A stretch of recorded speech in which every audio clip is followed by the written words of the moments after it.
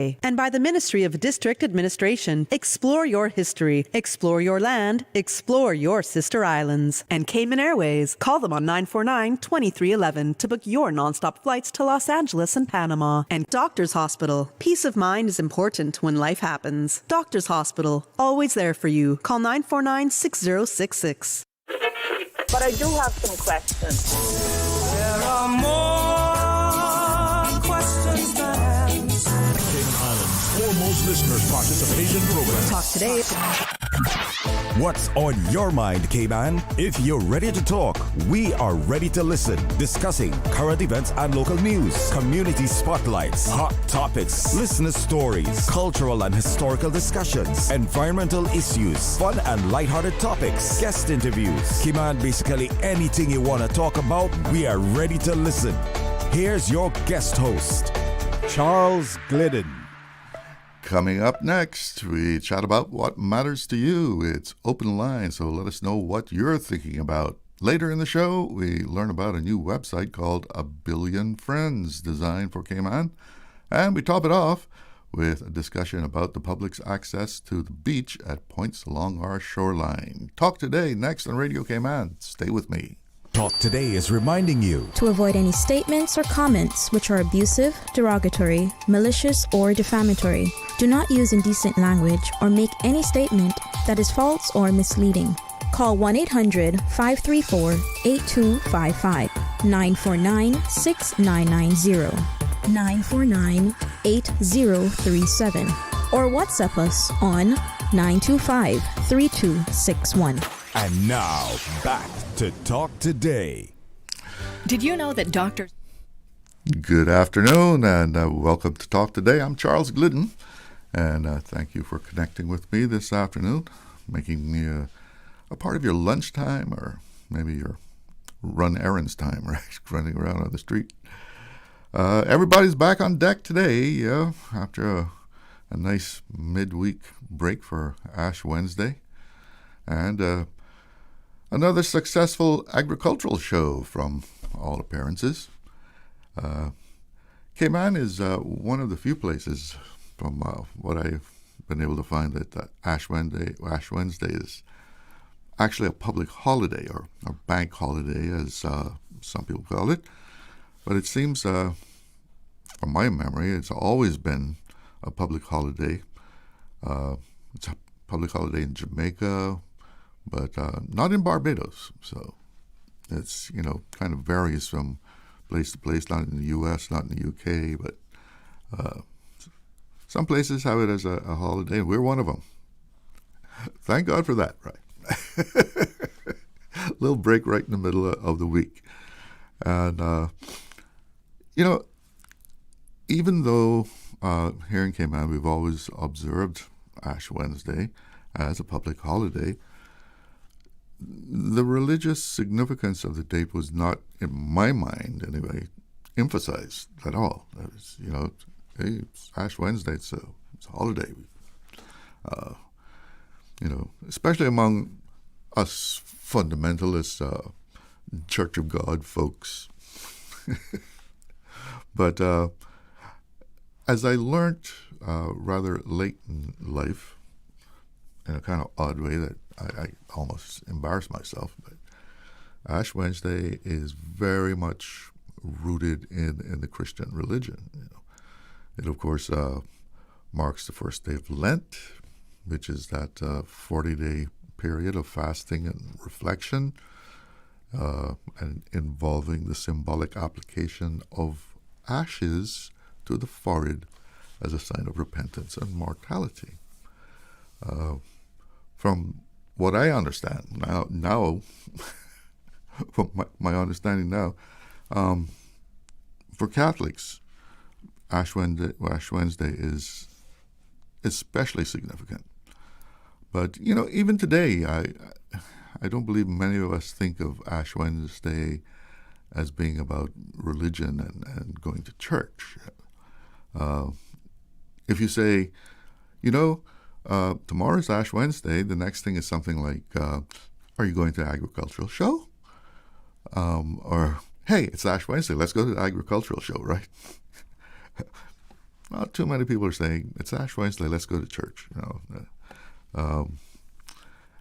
And actually, it was at an agricultural show many years ago that I first came to realize that there was this religious significance to the Ash Wednesday holiday. My wife and I were at the agricultural show, and we ran into this lady that we hadn't seen in quite a long time. So, we stopped and said hi, and we were having a few quick words there. And I noticed that she had something on her forehead. It's just kind of black stuff. And so, I thought it'd be kind of helpful, and I was just about to say, I had it right on the tip of my tongue. I was about to say, you have some dirt on your forehead. When I saw that the other lady that was with her had this dark spot on her forehead too, and also the third lady that was with her. I said, hold on, buddy. Boy, abort, do not say anything, cancel statement.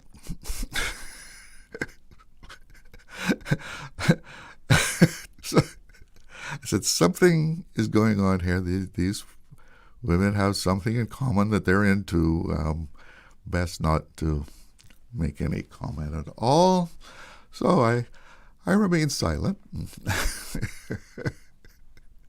It was after that after asking some questions and finding out that this was part of the Catholic religion, right? So I'm glad I just bit my tongue there and didn't say anything, because you don't want to offend anyone, right? As I would have said, you got some dirt. You don't want to call that dirt, right? It's ash is part of a religious ceremony, and so that was my moment of bringing awareness to me about the religious aspect of Ash Wednesday. And really, I mean, in all the talk about Ash Wednesday, the whole religious aspect kind of is there. You might know what it comes from, but there's no real emphasis on it.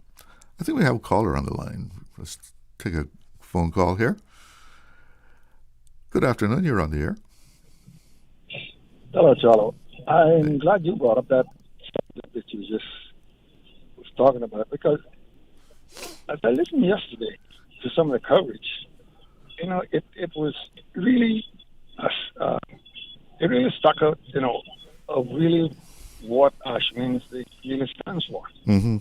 And I know in some of the previous agricultural shows, there was a significant, how should I say this, a significant approach to having a religious thing running through it.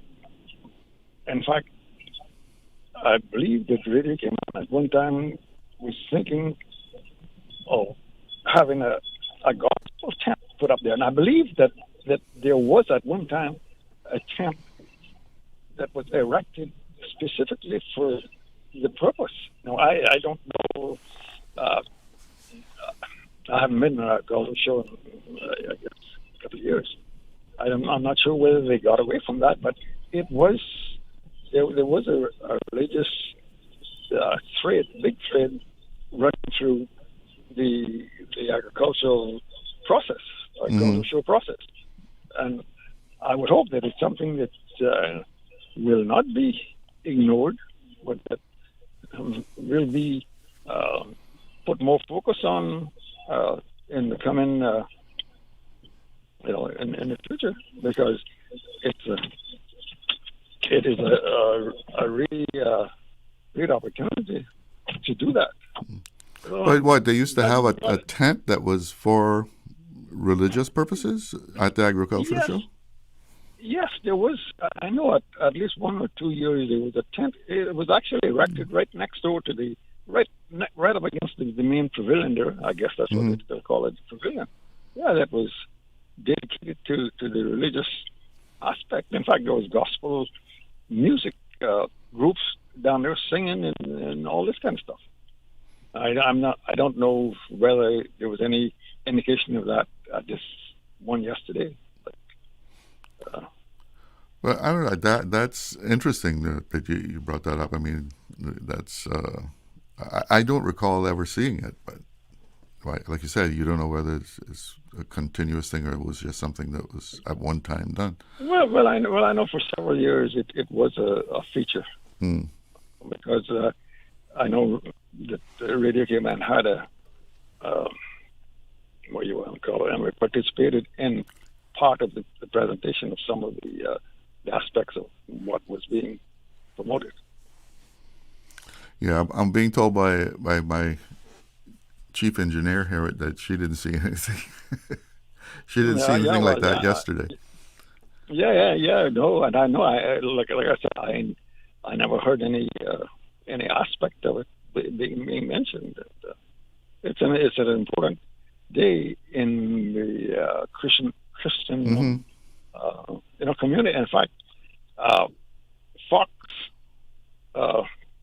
Television had a very beautiful feature on it yesterday on Varney. Varney in the morning, Varney something. It's on. No, I don't know channel. that.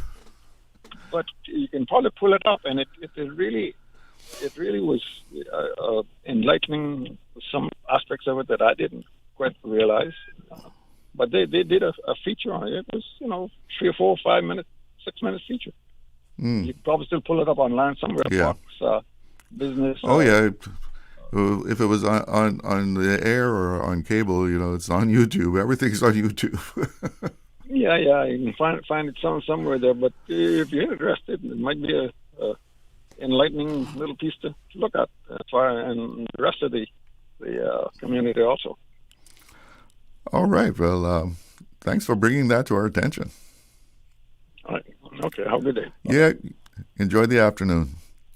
I never knew that was, at one time part of the agricultural show. Perhaps someone will bring it back, Well, let's see. I want to remind you, coming up at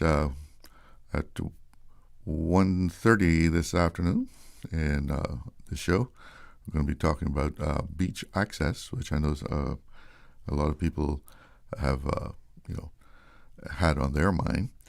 And, we'll also be hearing about a new website that is designed for Cayman. We'll find out what that is all about. And for all of you that went to the agricultural show, what do you think about the state of agriculture in Cayman? Give me a call. And I understand there was a lot of callers that wanted to comment on the buzz this morning about the possibility of fees being reconsidered and what the opposition had to say. A lot of them called toward the end of the show, didn't get through. So I don't know if you want to make your comments, you're welcome to. Numbers to call, 1-800-534-8255. That's courtesy of Flo. You can also call the 949-8037 and 949-6990. And for WhatsApp users, 925-3261. Give us a ring. Let us know what is on your mind. Right now, we've got to take a break. Be right back. Did you know that Doctors Hospital provides urgent care services 24 hours a day, 7 days a week? And Doctors Hospital's urgent care physicians have access to the most advanced MRI and CT imaging in the Caribbean, providing reliable diagnostics when you need it most. When you need quality urgent care for an illness or injury, Doctors Hospital is here for you 24/7. Whether it's a migraine, chest or abdominal pain, shortness of breath, broken bones, or another urgent need, Doctors Hospital at the top of Walker's Road. urgent care right now. Sports. Stay up to date on your sports news with Radio Cayman Monday through Friday at 7 a.m., 6 p.m., and 10 p.m. It's all about sports. Big news from Cayman Airways. Non-stop flights to Austin, Texas are coming this summer. Tickets are now on sale from just $367 CI round trip. Some conditions apply. Don't wait. Sale ends soon. Book your Texas summer getaway now at CaymanAirways.com. Radio Cayman's Talk Today.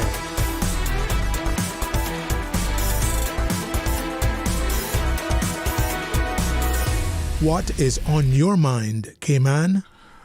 Welcome back, and that's what we want to know. What's on your mind? Pick up the phone, give me a call, and let's chat. I was looking at a CNS story here. Little Cayman gets a new champion in UKMP. Yes, they're adding support to the effort to have Little Cayman deemed the World Heritage status, given World Heritage status.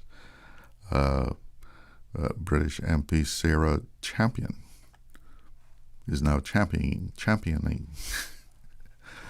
Little Cayman.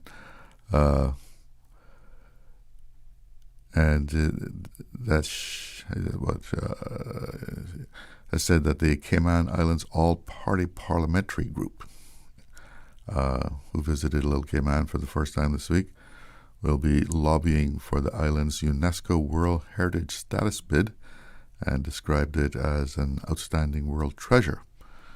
So that effort will get some help from MPs in the UK. So we'll be watching what happens there. I wonder what that exactly means as far as what you can do there if it was to be given a World Heritage status bid. Will things still be open to any kind of development? Does that mean slowing of development? We'll have to check that out. And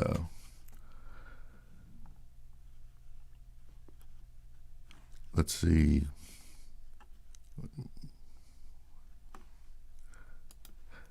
Yes, here we are. And going back to the agricultural show, a new campaign has been launched at the agricultural show. It's called What Cayman Grows, and a big push here is for us to be able to supply more of our food. Just about everything is imported, to no one's surprise, and it would be a wonderful thing if we got to the point where Cayman could actually supply at least a significant part of what we go and buy at the grocery store. That has been a challenge for some time. And a lot of people out there, and we have heard from farmers in Cayman about their efforts. Of course, for many of them, it's a labor of love. They are doing it because it's something that they enjoy doing. They like to get out there and plant things or raise cattle.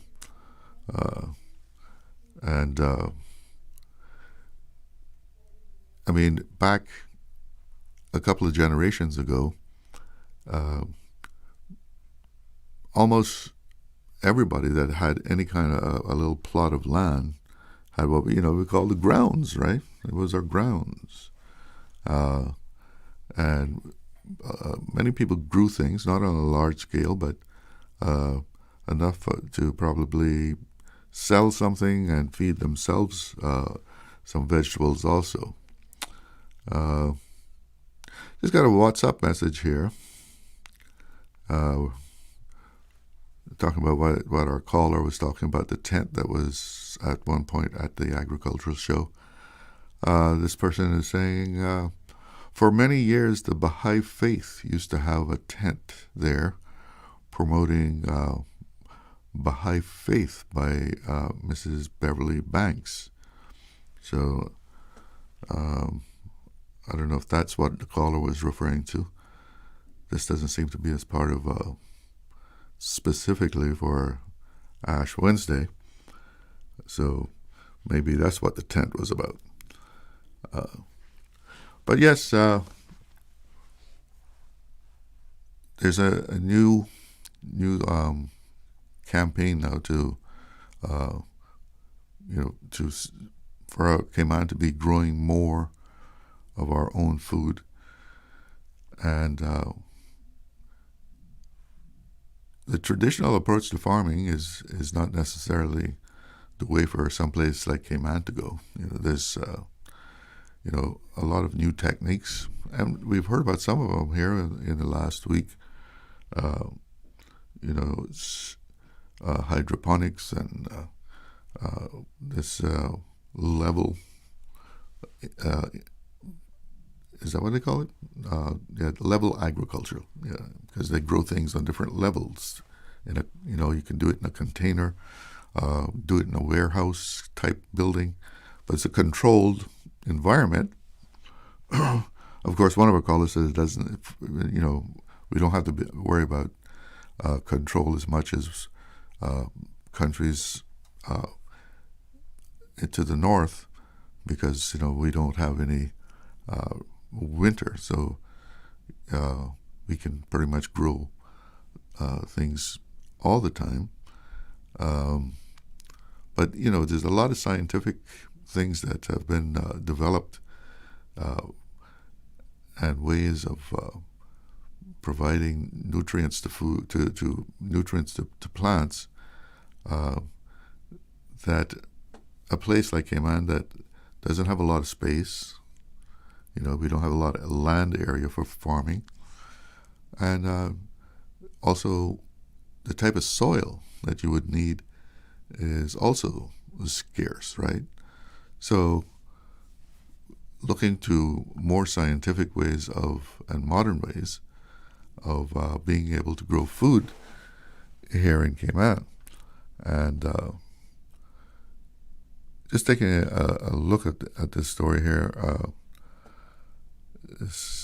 the Ministry of Agriculture is launching Grown in Cayman, What Cayman Grows. It's a national food security awareness campaign to translate government policy into clear, practical public messaging focusing on strengthening local production, increasing awareness of Cayman's reliance on food imports, and encouraging people to grow what they can. And I know when they had that sale of the kits, the backyard farming kits that they were offering people, I mean, they seem to have gone like hotcakes, right? Because we had a couple of callers saying that, they were trying to get them and they were already out of them. So people snapped those up because people were, very interested in backyard farming. And that's something, if you can get into that, you can save yourself, some money. Because we all know you go to the store and things are not cheap, not at all. And if you can, grow some tomatoes, grow some lettuce,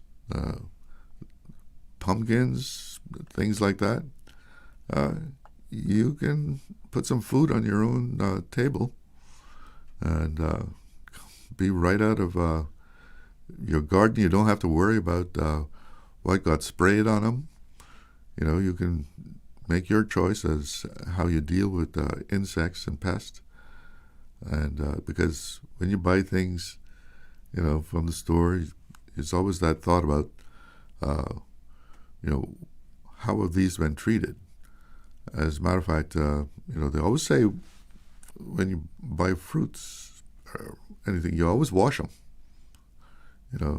It's like blueberries, other berries, strawberries, anything like vegetables, you should really, at least run some water over them. Give them a little rinse. Get some of that residue off. Make them a little healthier, because you don't know what kind of insecticides and stuff have been used on the vegetables. As a matter of fact, there was a case, I think it was in Turks and Caicos, where some visitors at some resort there, they ate some fruit and they got sick, and it was because of contaminants on the on the fruit. As a matter of fact, I think it was blueberries that they ate, and discussions about that, it was always emphasized, like, the best thing you can do is wash your fruit before you eat it. Wash your vegetables. And if you grow your own, well, you know what's on them.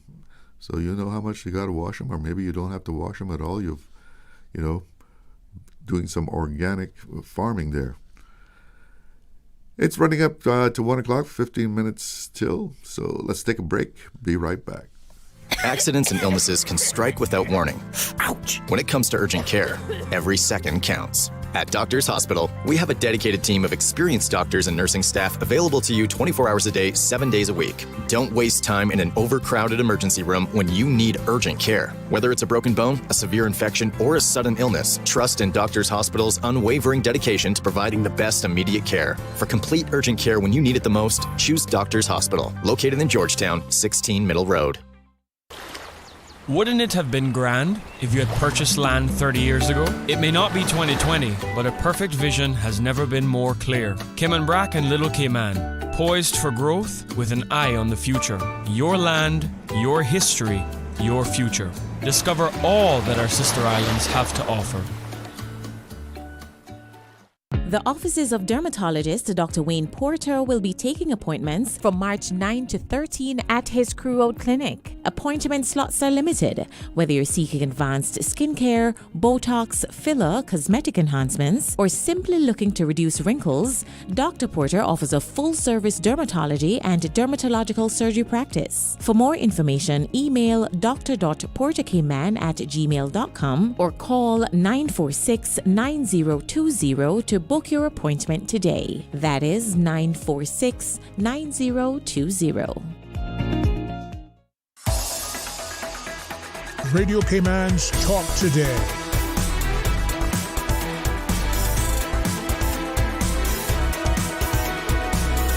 What is on your mind, Cayman? Welcome back.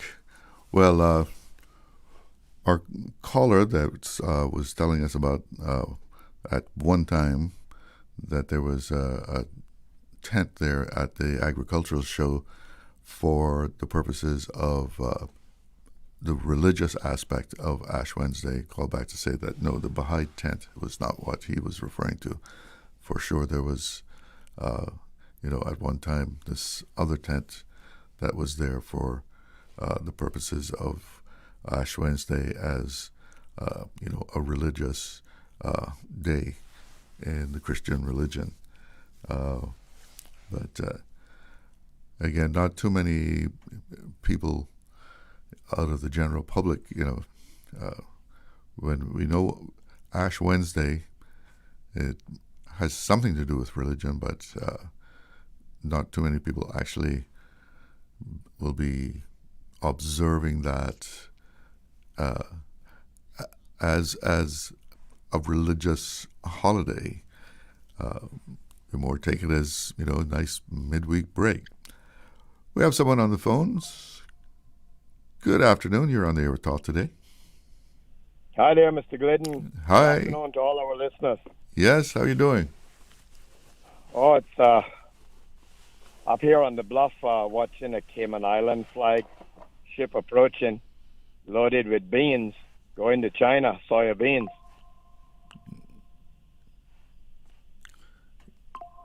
So, yeah? The demand for those beans from America now is by the hundreds, millions of tons over a period of time.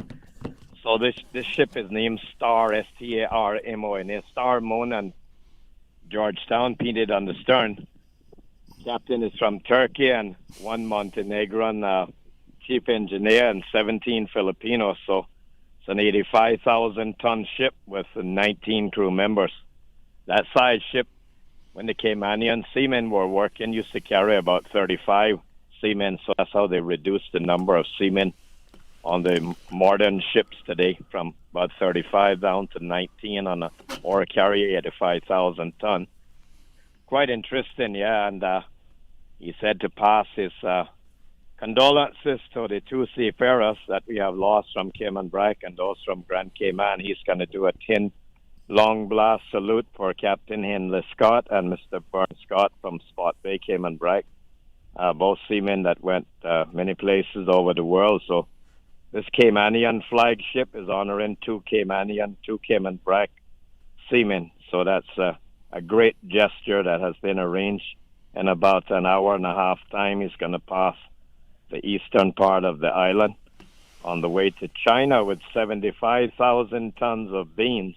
That is trillions of small red beans. The Chinese use that mostly for cattle feed, for their feeding their animals for animal feed. That's quite interesting, the demand for that all over from China. Yeah, well, they got a lot of people to feed. Yes, sir. That is correct. And I know Caymanians in the cattle business. That's Cayman Brac, I think, probably got all together about maybe 125 cattle total. Not that many. Grand Cayman probably got a few thousand. But there was, I know Caymanian seamen like Captain Junior Colonel, the late that's Mr. Moses' father, used to have a cattle carrying ship out in Cartagena, Colombia. They used to load cattle. Well, quite interesting out there. 3 weeks ago, they loaded a ship with 45,000 cows from Colombia bound for Egypt, Alexandria in Egypt. Imagine 45,000 cows on one ship. Colombia is one of the biggest livestock exporters with Brazil and Argentina and Uruguay, those places. And there is a ship going to pass here in about 2 weeks' time coming from Uruguay going to Mexico with special breeds of cows. That's carrying around 5,000 cows. It's going to pass probably between Grand Cayman and Little Cayman. 5,000 cows on one ship. Yeah, so talking about the farming. Yeah, just yesterday evening, I planted like 8 holes. We call it holes of potato vines, potato slips. I remember when me and my dad, Mr. Diddy Alliston Scott. Is that up on the bluff? No, I planted them on the lowland. I got some soil, black moldy type soil, and I just planted them in that. So I raised up doing that kind of stuff from a young child working with my father. So that's what I encourage here on the Brac. And I'm just waiting to get some fresh drawn cassava out of the bluff red mold now to take home. I ordered 5 pounds, but we have limited amounts of that here. You go to the restaurants and you get this cassava from Costa Rica. I call it brackish water cassava. It tastes like it's soaked in brackish water, and we can't get any of our good cassava grown in Cayman Brac or Grand Cayman. It's hard to get it. You know, we have limited amounts here. So I'm all for that farming. We can talk about that again today if anyone wants to come on about farming. And I'd like to invite all my friends there from Grand Cayman to the agricultural show. I meet and see as many of them when they come up here. And inviting you yourself. I don't think you've been here before. To the Brac? Time out and bring your wife up and come join us this time. No, I've been to the Brac, man. Okay. You been to the agricultural show? Not to the agricultural show. I thought you said never been to the you BRAC. would be surprised to see the amount of produce that and fruits and vegetables that they have there on display, being a small scale farming island. Yeah, well, I know you got a lot of good soil up on the bluff, and that's where all the farming used to go on. We have plenty. People think the bluff is all cliff. No, the bluff got, like I said, lots of flat red mold in among the rocks, pockets of soil. Some places you can go down, 10 feet deep, 20 feet deep. I witnessed that, not something that I just thinking about. I mean, I witnessed that excavating down there for the new school, and I was impressed last night. I went passed by the new school. I see all kinds of lights on the school. It looks like blue lights and green lights, so that means I heard someone say they're expecting in about 3 months' time. It's supposed to be almost finished. I think the end of this month was a major constructual, major work to be finished on it. So they've started it then. Hello? Oh, it started long time Yeah. ago, almost finished. Like I said, someone told me the major work going to finish in a month time, around the end of this month, and then about 3 months time it should be just about completed. So All right. It's a very nice facility for Cayman Brac. But here again, I'm going to make the sort of demand for where we have upgraded education system that our youngsters do not have to leave Cayman Brac and come to Grand Cayman. At 16 years old, young daughters have to leave their parents and come down there with family or friends. We need to get out of that stage. We need to have teachers here at this new school to teach those A-levels so Cayman Brac children does not have to part from their parents at 16 and go to Grand Cayman and disrupt their family. That needs to be changed. And Minister of Education or your colleagues listening, get that problem solved that our 16-year-olds does not have to vacate their parents and go to Grand Cayman to get their A-levels. I want that done in Cayman Brac. Get it done. Don't say, see what you can do about it. Get it done. Thank you. All right, Raymond. Thanks for the update. My public condolences to my good friend that him and I talked. I know it got to be over 2 dozen times. Mr. Austin Harris. I was just shocked to death and disheartened and torn apart to hear of his passing, and my deepest sympathy to his family and friends and condolences to everyone. He was a great friend of mine. All right. Well, you take care. Yes, thank you very much. Okay, then. Bye-bye. So getting back to this bid to have Little Cayman designated as a UNESCO World Heritage status, that would change a lot of, development that goes on in Cayman, in Little Cayman.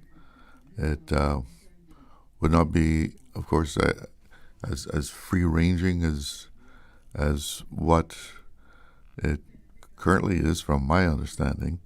As a matter of fact, looking at this report here, there was some news here about the Little Cayman airport. There's always been this debate as to whether you keep the quaint little airport there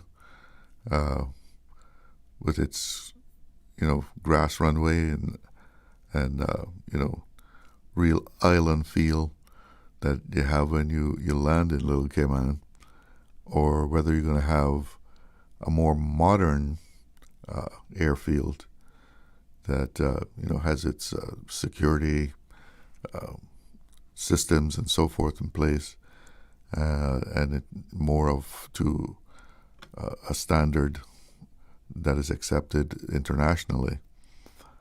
And in the story here saying that Premier Andre Ebanks told CNS that the National Coalition for Caymanians government has the members have all agreed that they do not want to move the Little Cayman Airport.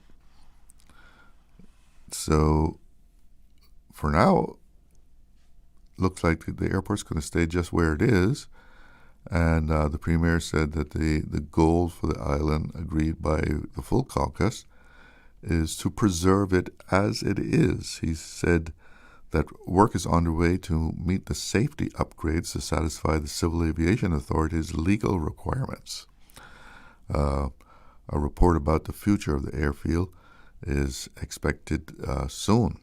And that development is seen as something that would help with the UNESCO World Heritage designation,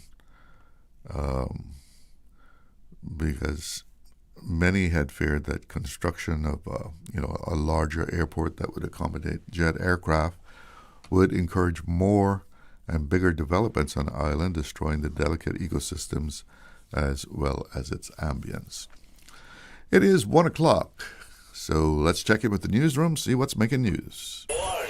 Radio station. Radio Cayman is the voice of the Cayman Islands. From Radio Cayman's newsroom, this is Headlines. Local, regional, international news. The Headline News is brought to you by Kirk Market and Health Services Authority. With your latest headlines, I'm Elizabeth Charles. The Health Services Authority has announced new operating hours for the Little Cayman Health Center effective today. The clinic will open Monday to Friday from 8 a.m. to 2 p.m. with the doctor's clinic on Wednesdays during the same hours. It will be closed on weekends and public holidays except for emergencies. In international news, U.S. President Donald Trump is chairing the first meeting of his new Board of Peace at the U.S. Institute of Peace today, as the war-torn Gaza Strip looms large over the agenda. Trump says allies have pledged $7 billion for Gaza, with a further $10 billion from the United States, but key tests remain, including disarming Hamas and getting aid flowing. In other news, the former South Korean president, Yoon Suk-yeol, has been sentenced to life in prison for leading an insurrection when he declared martial law in 2024, plunging the country into a constitutional crisis. Judges say he tried to cripple the National Assembly and undermine democracy in South Korea's most significant criminal trial in decades. Those are the latest headlines. I'm Elizabeth Charles. Radio Cayman. More news available at www.radiocayman.gov.ky. Check out our social media pages: Facebook, YouTube, X, formerly Twitter, Radio Cayman Headline News.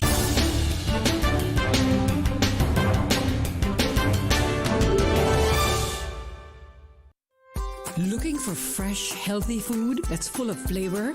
Then you've got to visit Kirk Market. Our dishes are made with fresh, high-quality ingredients. Enjoy vibrant mixed greens or satisfying pasta salads. Or try one of our delicious grill options like blackened chicken, spicy beef steak, or grilled salmon. Looking for something light and flavorful? We've got sushi rolls and poke bowls prepared daily.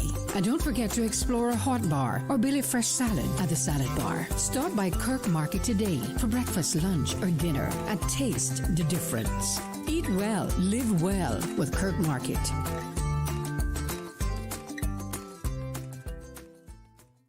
At HSA, we strive to provide the highest standard of care with compassion, integrity, and dedication. And so we say thank you, Cayman, for continuing to make us the most awarded organization on island by voting us the best of Cayman Islands in 9 medical categories. Your support reminds us why we do what we do, to serve the Cayman community with kindness and excellence. To find out more about our award-winning services, visit hsa.ky. At HSA, we are committed to caring for you. Radio Cayman is pleased to feature this special Sister Islands historical vignette brought to you by the Ministry of District Administration and Lands. Explore your history, explore your land, explore your Sister Islands. Captain Keith Parker Tibbetts, MBE, JP.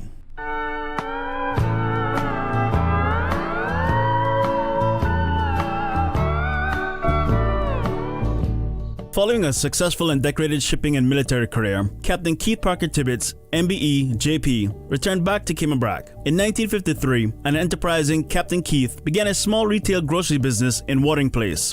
The entrepreneurial spirit he developed 20 years prior while working in the family-owned soft drink factory at Cotton Tree Bay would shine through, turning the grocery business into Tibmart Supermarket in 1974, introducing gift stamps for purchases and pioneering self-service shopping in Cayman Brac. Keith Tibbets was fond of saying, "They stocked everything to take you from the cradle to the grave." Captain Keith's entrepreneurial efforts stretched far, and he began landing cars by pontoons in 1955.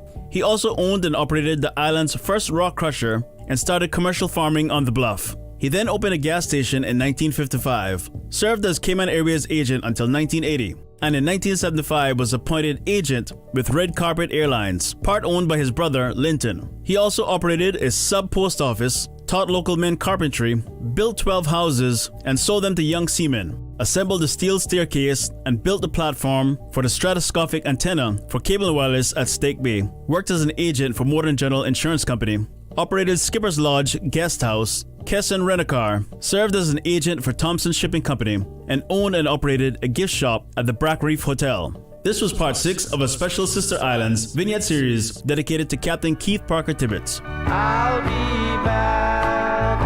I've got 22 more days.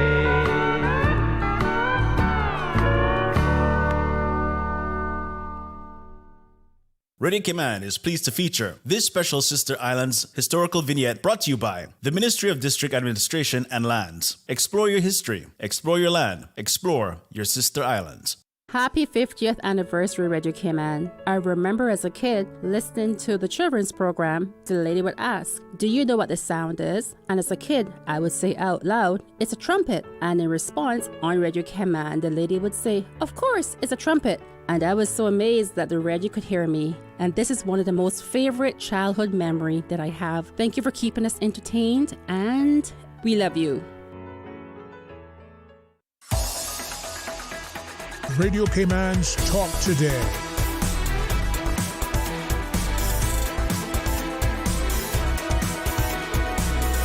What is on your mind, Cayman? Welcome back. Let's take a quick look at the weather here. Current temperature here in Georgetown, 83 degrees. It feels like 90. And the wind out of the southeast at 8 knots. And today's forecast calls for fair weather right through the night. So a good day for being outside. And the winds are forecast at 10 to 15 knots coming out of the east. Seas are slight, running at 1 to 3 feet. Taking a look at the radar here. Yep, no rain around the Cayman area from what I can see. And over the Sister Islands, all clear over there. So it's another day in paradise, I guess you could say. Well, in this segment of Talk Today, we're going to be hearing about a new website that is called A Billion Friends. That's with a B, billion, A Billion Friends. And here to tell us about this website is Adrian Porter. Good afternoon. Welcome to the show. Good afternoon, Mr. Charles. How you doing? I'm doing fine. All right. Now, A Billion Friends. Tell us what is behind that name. Well, we trying to be a lot like Facebook with gathering people, you know, and that's one thing that God wants. God wants to gather the people, everybody onto his program, his agenda, stuff like that. So I feel like A Billion Friends is just trying to grab people on Facebook and get just get our whole agenda together with it, and get the people to accept what I'm doing. I mean, I really want the community on. That's why I call you guys to say, hey, I want you to look at this, because we got a lot of Americans on. Like I called BMW place last week. They said, well, they're not really local for us, so But I mean, the girls, I talk to them every day. Girls like Taylor Swift, Kim Kardashian, these girls I talk to every day, literally. Because they like the website, they like what I'm doing, and they just motivated about it. They say, we want to help you achieve what you want to achieve, and I just try and get the Cayman community to start understanding what I'm doing, and to really accept the whole idea of a billion friends. And we want to start in Cayman and just spread it across the world. So what, you're trying to develop an online community here? Is that what? Well, yeah, because this is something that I want to actually leave for the government. So I plan to do this for the rest of my life, just to create not only a billion people, but $1 billion, so the government can have that in their create portfolio. $1 billion. $1 billion. We're trying to create $1 billion, definitely. And so how would you do that?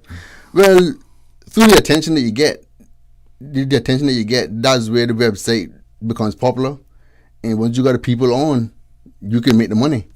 Mm-hmm. And that's what we trying to definitely create. I keep on telling my mother that I want to buy a house. I want to buy a house. So help me with this. She said, I'm not investing with you. But I'm totally motivated about it. I was this close to prom king. I didn't win prom king, but I was this close to it. I was nominated. I was the first one they call up, because when they called me, they said none other than this is in high school. They said none other than Adrian Porter. And so the guy that got it, oh my goodness, he wasn't nobody in school. I don't want to really be on here knocking nobody, but he wasn't nobody like me compared to me. I can say that. But I don't want to be negative, because I got him on Facebook too. He know my friend on Facebook, but because he always hear me, because I keep on saying no, that I'm prom king. You're still carrying that? I still carrying. Oh gosh, since high school. Oh gosh, I 45 now, but I still carrying it around because it's something that they stole from me. It's something that they stole from me, and I feel like they took that from me just because of who I was, and they took that title from me, and I still carrying it around. Right now, because I still have the pictures from prom. Yeah. I still have the pictures from prom, so that's why I. So this website that you have, what I mean, do you have the internet there now? Yeah, I'm looking at it. Oh, you looking at it? Yeah. But you got to scroll down. You got to scroll down to see everything. You got to. Yeah. Yeah. And the window is not that big though, because of the menu up above. But what is it that people would do? I see you log in. You create an account here? Yeah, you can create an account. And once you log in, you get your own profile picture. And what I'm going to be selling, we updating on the badge on the website today is the Facebook verified badge. We're going to have that on a billion friends verified badge that people can actually get verified once they have their account. Because someone asked me just today, why does Taylor Swift have 6,000 photos on your website? I say no, 6,600. Because she actually there with me every night, every day, posting and talking to me and just totally interacting. She's posting on your... Taylor Swift. And she's actually interacting with me. And I think she's the one listening to me now too, because I told her to go. She just asked me what you could do and all this stuff. And I'm at the radio station now, and I'm... So you have contact with all these big stars? All of them, I'm telling you the truth. And they totally like what I'm doing. I talked to Kris Jenner. Oh my goodness, we on this morning because she was saying, "How come you're talking to me? You're trying to ignore me now. Why you not talking to me, Kris Jenner?" And I said, "No, I'm just tired. But I got this radio show on at 1 o'clock today, and she said she could be listening. So they wait a minute to get off." So what's all these links that you got on here? The people.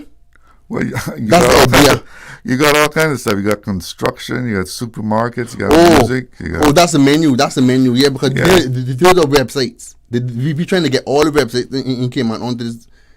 That's what we call a billion friends. We're trying to get all the websites on, because we got personal websites there, we got company websites there, and we're trying to get all the people to just totally be attracted to us. We're trying to attract the people, win the people, and do a great thing for the island. I want to leave this website for the government because I'm actually trying to do a government run in 2028. I think it is 2028. Are you gonna run for politics? I think so. If I could do it, if I could find a partner, I would have had a partner. You're not afraid of the homecoming thing might happen again? Boy, I don't know, but I really trying to do a run for the prom king, right? Was it what? Yeah, the prom king. Yeah, well, I'm a different person. No, I know. Well, I mean, I am focused on the girls still, but what? I have them. That's why you see, like I said, Taylor Swift is on with me, talking to me every day. Yeah. And we were just right outside there as I was coming in here. She asked me, "So where you are now?" I said, "I'm at the radio station." Kendall Jenner just asked me where you are. She talked to you just a few minutes ago. Just a few minutes ago, Taylor Swift. I tell you the truth. You put me on, man. I tell you the truth. She's on my phone right now. And I told him, I said, "Listen to me. I'm at the radio station now, and because they all just asked me, so where you? Why you want to call her now? You want? I don't have her on. I don't have her number to call her. We have phones here. We got like 4 or 5 phone lines. No, I don't have her number to call her, but we connected socially. I have her in Zanji app. We message each other on WhatsApp. We got WhatsApp too. She can call us on WhatsApp. We got. I do talk to her personally, like on like a voice call. We do voice call, but she keep on saying we gotta get to that, Adrian. Well, she can send us a message. She can send us a message 925-3261. She can call us. She can send us. Drop us a voice note. Yeah, next time I come on, I can organize that. Next time you come on, if I come on again, because I plan to bring something for you guys. Next time, I plan to bring something for you guys just to show my appreciation, because this is something that I really want to do all the time. I want to. You don't want to do this all the time. Well, that's like I said, I'm trying to win the community, so I want them to know about A Billion Friends. It's abillionfriends.com, by the way. We're not KY. I had KY, but it's so expensive these days. the KY account, the KY domain is like $60 something or $70 something just for it. So and my .com cost me like $20 something a year. Well, you're .net, aren't you? Yeah, .net too. It's abillionfriends.com is just a domain I have because that's the domain that started me out. I got $20,000 from an investor when I first got a domain. $20,000 from an investor, and since then I raised about $4,000 just doing this website. From 2012, I raised like $4,000 doing this website. But because my investor, when he first gave me the money, he said, "Adrian, if this website works, I can get you $10 million." Well, how does this work? The idea I have for it is just to get people to connect with me. They connected with me. And then, like I said, I am the prom king. I am the prom king. So I have to tell people a lot because the guy that got it he wasn't up to par to who he was nothing to me in school. Yeah. He was nothing to me in school because I got photos. If you go to my Facebook right now, you see photos. My cover photo is one of the photos from graduation with the girls. Yeah. I got all the girls behind me, and the reason why I could do that and not because you're the king. Because exactly, that's because I had them in school. Okay. So the pictures just confirm who I am. You know what I mean? So, but obviously the Electoral College didn't agree with the popular vote. Yeah, I know. I know, but it's sad that I gotta be going against the fact that because I saw the girl, she posts the girl from Maples, Sharon Moore. All right. Okay. So, well, good luck with this, and thank you for coming in. Okay. Sure. We're going to take a little break. We'll be right back. Thank you, Adrian. Sure, thank you too. Did you know that Doctors Hospital provides urgent care services 24 hours a day, 7 days a week? And Doctors Hospital's urgent care physicians have access to the most advanced MRI and CT imaging in the Caribbean, providing reliable diagnostics when you need it most. When you need quality urgent care for an illness or injury, Doctors Hospital is here for you 24/7. Whether it's a migraine, chest or abdominal pain, shortness of breath, broken bones, or another urgent need, Doctors Hospital at the top of Walker's Road. Urgent care right now. For 6 decades, CUC has delivered safe, reliable energy to Cayman. But our mission goes beyond power. It's about building a sustainable future. As we mark our 60th anniversary, we celebrate the past while investing in the future, enhancing energy efficiency and building a resilient tomorrow. Thank you for being part of this journey. Together, we'll keep Cayman shining for generations to come. Visit www.empoweringcayman.com to learn more. Hey, new drivers! Don't just drive, drive smart. Cynical and Inspire Cayman's Safe Driver program will show you how. Get real-life simulator training and classroom sessions to help you gain experience, stay alert, and avoid accidents. Learn to recognize risk, manage fatigue, and make smart choices behind the wheel. Certified participants may even pay less for Cynical motor insurance. Learn more and register at cynical.ky. Cynical, keeping Cayman covered. Radio Cayman's Talk Today.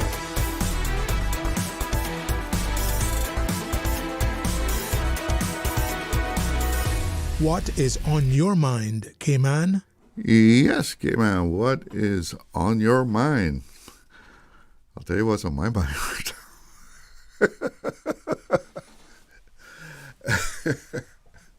now. Well, I told you that at 1:30 we would be talking about access to the beach by the public at various points along our shoreline.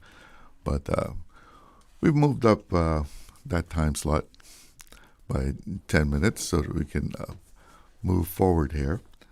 And if you have Facebook, you may have seen my next guest on Facebook visiting various beach access points along Grand Cayman, from Prospect and down along 7 Mile Beach.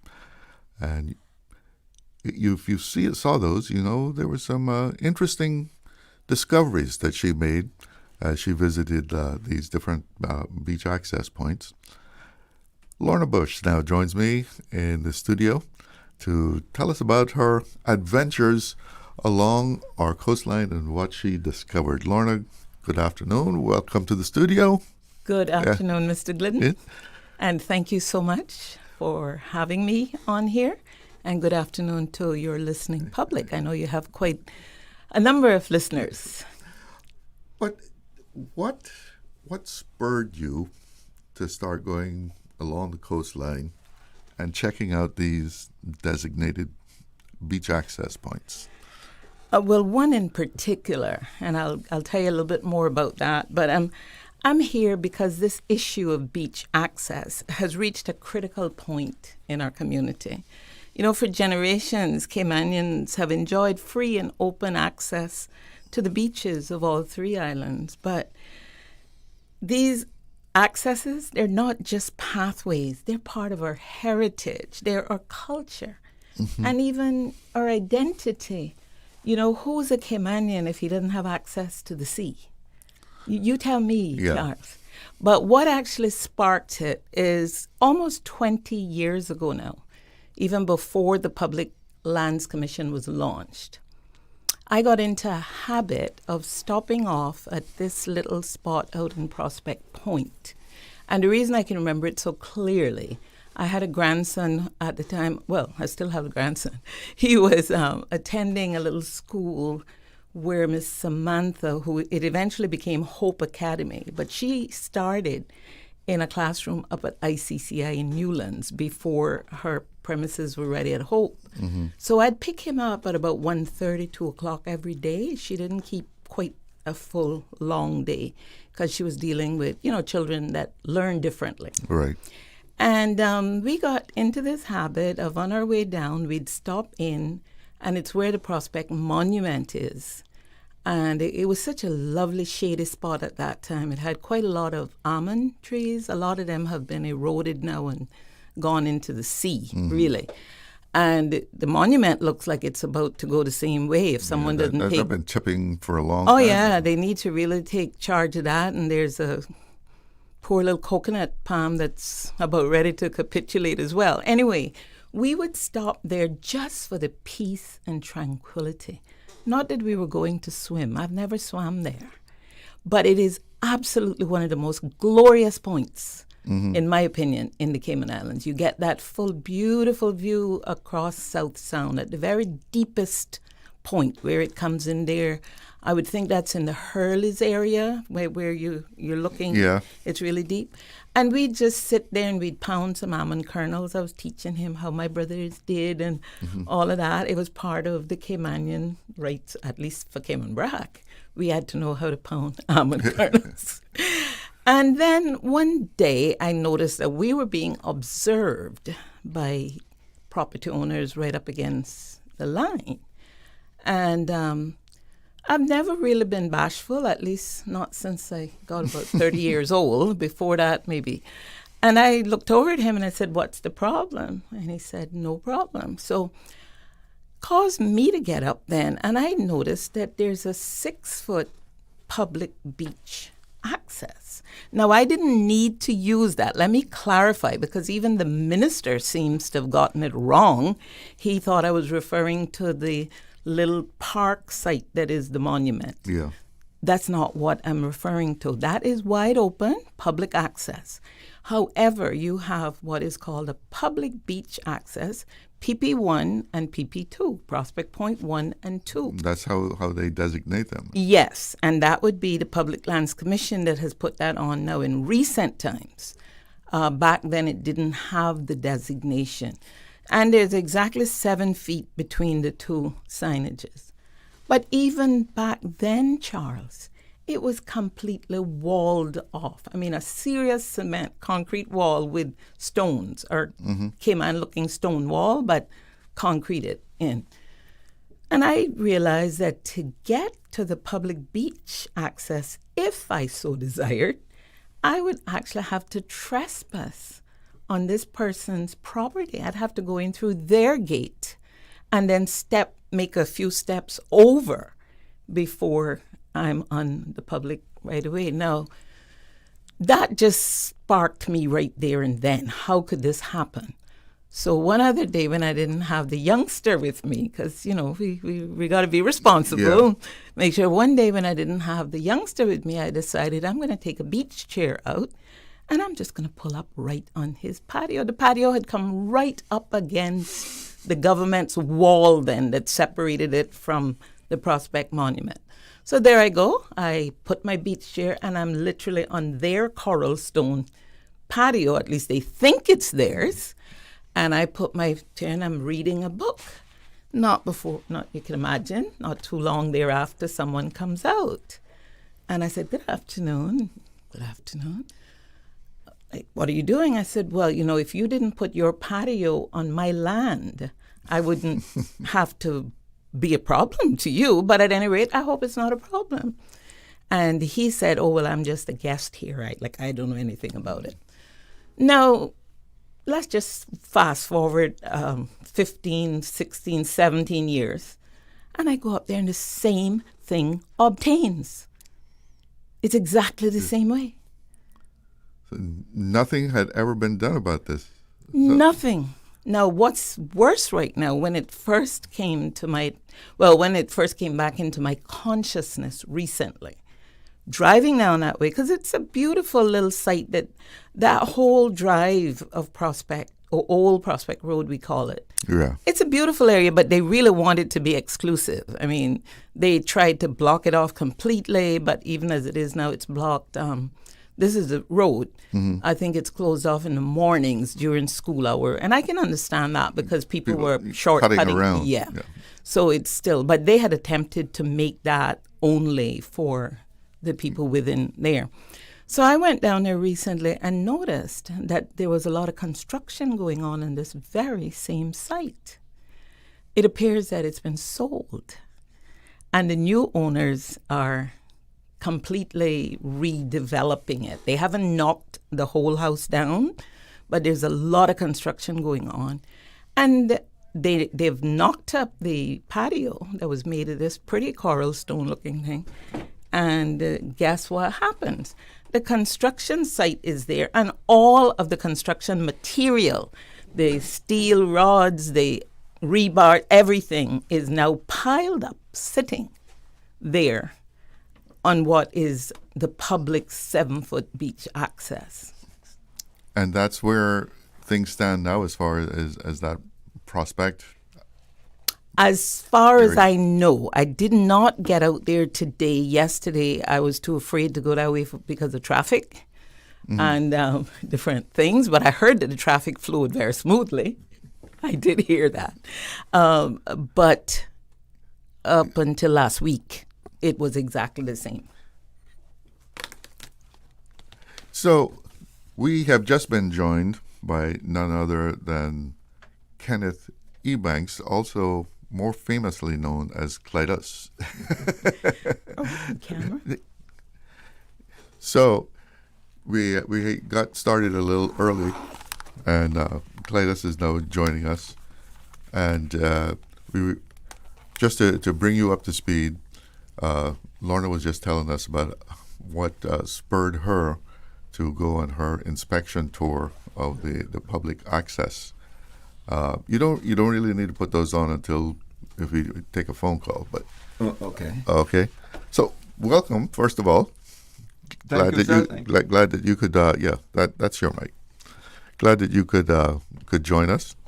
And what has been your observation over time about these access points that are supposedly wide open for the public to go down and enjoy the beach over, my goodness, since all time, I believe. All time. What has evolved?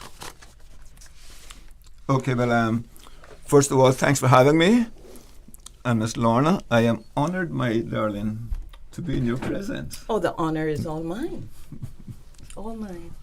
Boss, are we on camera? Oh, my God. Go ahead. Yeah, so what have you observed about the development, and the developments that have affected beach access? Okay, Chalo, well, before I do that, give me 1 minute. Let me say, since I've been noticing your new attire with your nice hat and thing, and a couple of days ago, one of your callers called in and asked you to investigate. So I kept thinking, investigating, Chalo, and then all of a sudden it came to me. Elementary, my dear, Watson. What's that? Elementary. So as of today, I'll be referring to you as Inspector Charles or Inspector Chalo. Okay. Yeah, the hat is cool, man. Thank you. Glad you like it. Yeah. Okay, well, first of all, our first planning regulations back in 1976 had this provision for any lands zoned hotel tourism that were 200 feet or more on the sea had to provide a minimum of a 6 foot wide public access to the beach.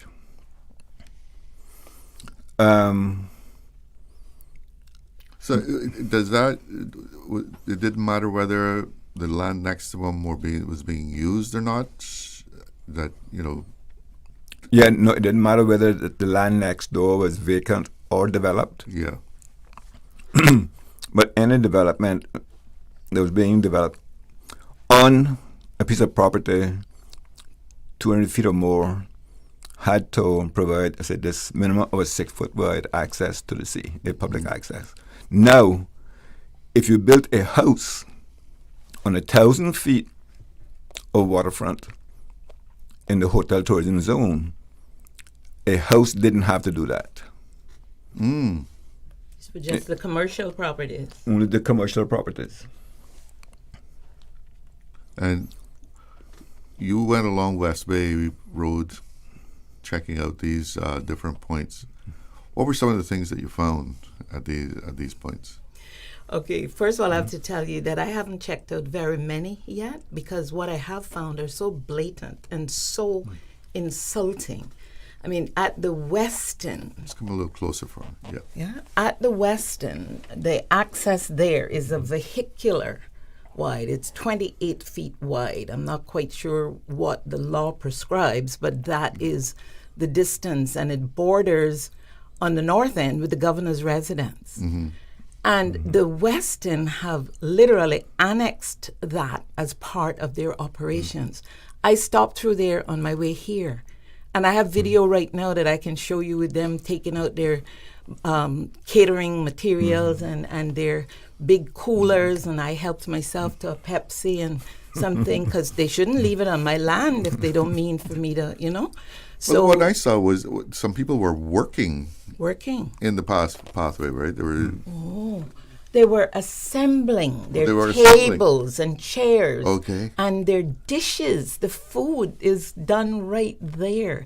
I mean, I think the basic part must come from inside the kitchen.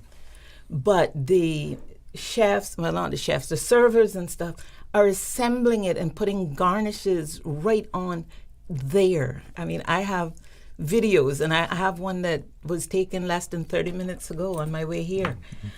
So it's really crucial that we do something about this, because they've been left so long.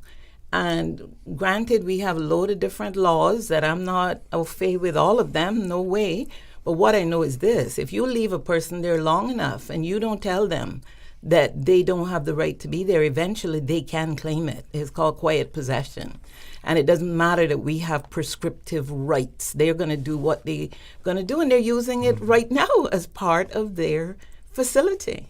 Yeah, and talking about prescriptive rights, Governor's Sound, Governor's Harbor, when that was being developed, they were able to get a right-of-way over then the Galleon Beach. It's the same right-of-way between Galleon and the governor's house. Yeah, because it was the Galleon at that right, time, but yes. it's the same site that the Weston now occupies. So they were able then to get a 20-foot wide right-of-way. So is that why that one is so wide? I would venture to say yes, because even though I think they're more than 200 feet on the beach, at that time, the regulations was only every 200 feet. We got amended since that, or part thereof. So at that time, they would only have to provide, like, say, 12 feet. But because Governor's Harbor had this right registered when they were developing in the early 70s, that they were then able to maintain that 20 feet. And the 12 feet that was required under the planning regulations would then sort of put over that 20 feet. And there are 5 others along 7 Mile Beach that are vehicular size. There's a beautiful one between the Anchorage and the Christopher Columbus, totally cleared, unobstructed. People drive in there. And it's so important because you have people who are disabled. And one of the best treatments, particularly if you're troubled with knees or any osteoarthritis kind of problems, so as close as you can get to the water, the better it is. And that, and not only that, there's also rescue vehicles. Yeah, you have to keep on the mic. Okay. On the mic. So I better pin this on you. And you see, I have a voice that really carries. So I don't like to be too close to the mic. Well, you're doing good right But now. I'll try to That's be... perfect. Thank you. Thank you, Charles. Okay. Then I like to make eye contact. So I was making eye contact with Kenneth, but that's okay. I'll stare at that lovely little thing you have going on over there. Yeah, so there are a few more. There's one that was very concerning to me. I haven't had chance to determine what has actually happened. But there was one between the Ritz and Villas of the Galleon. Now, it's still there, but it's roped off, chained off, and it says fire access. It no longer says that it's a public beach access. It says it's fire access for the Ritz. Now, I wondered about that because we had been using that all along. The Ritz also had another one on the southern end of their property. I wondered why they couldn't widen that and make that their own fire what is it called? Fire access. Fire access, yeah. So there's that one. There's a gorgeous one. I have to really praise that one up down by Christopher Columbus in the Anchorage because it is so beautifully maintained. I'm presuming it's NRA or public parks and recreation. I don't know. And quite frankly, I've sort of had it up to here with the laws and following the everything and dotting I's and crossing T's. Look where that has gotten us. That has gotten us into this Cayman conundrum. So I kind of done with that. I'm looking for people. Well, I really want a couple of good bulldozer operators, and if they have their own machinery that they can bring, then I welcome aboard. We as Caymanians should be ashamed of ourselves. We sat down here quietly, like little, not mouse. Mouse run up and down sometime. What were we? Lizards, turtles, arawaks. We just sat here and we made some huge mistakes. We thought that everyone who came to the Cayman Islands came with good intentions. We thought they were nice and that they were coming here because they liked us. Now, what an error of judgment that was. And it's Caymanians who have signed all these papers, all the work permits, all the trade and business license, all the planning applications and approvals. Caymanians have done it. All the local companies control licenses. Everything has been signed. We Caymanians gave away our island. I'm fighting to try to take back one little bit of it. Do you know how much? Just that it's about 1,000 or 10,000 square feet that they have annexed onto the west end as ours. You know what that's worth? On 7 Mile Beach, the most prime area? You have an idea, Charles? Get out your calculator. I have no idea about what they price it by the running foot or something. Well, there's a running foot and there's a square foot. Yeah, and it's 800 feet going in from the road to the sea.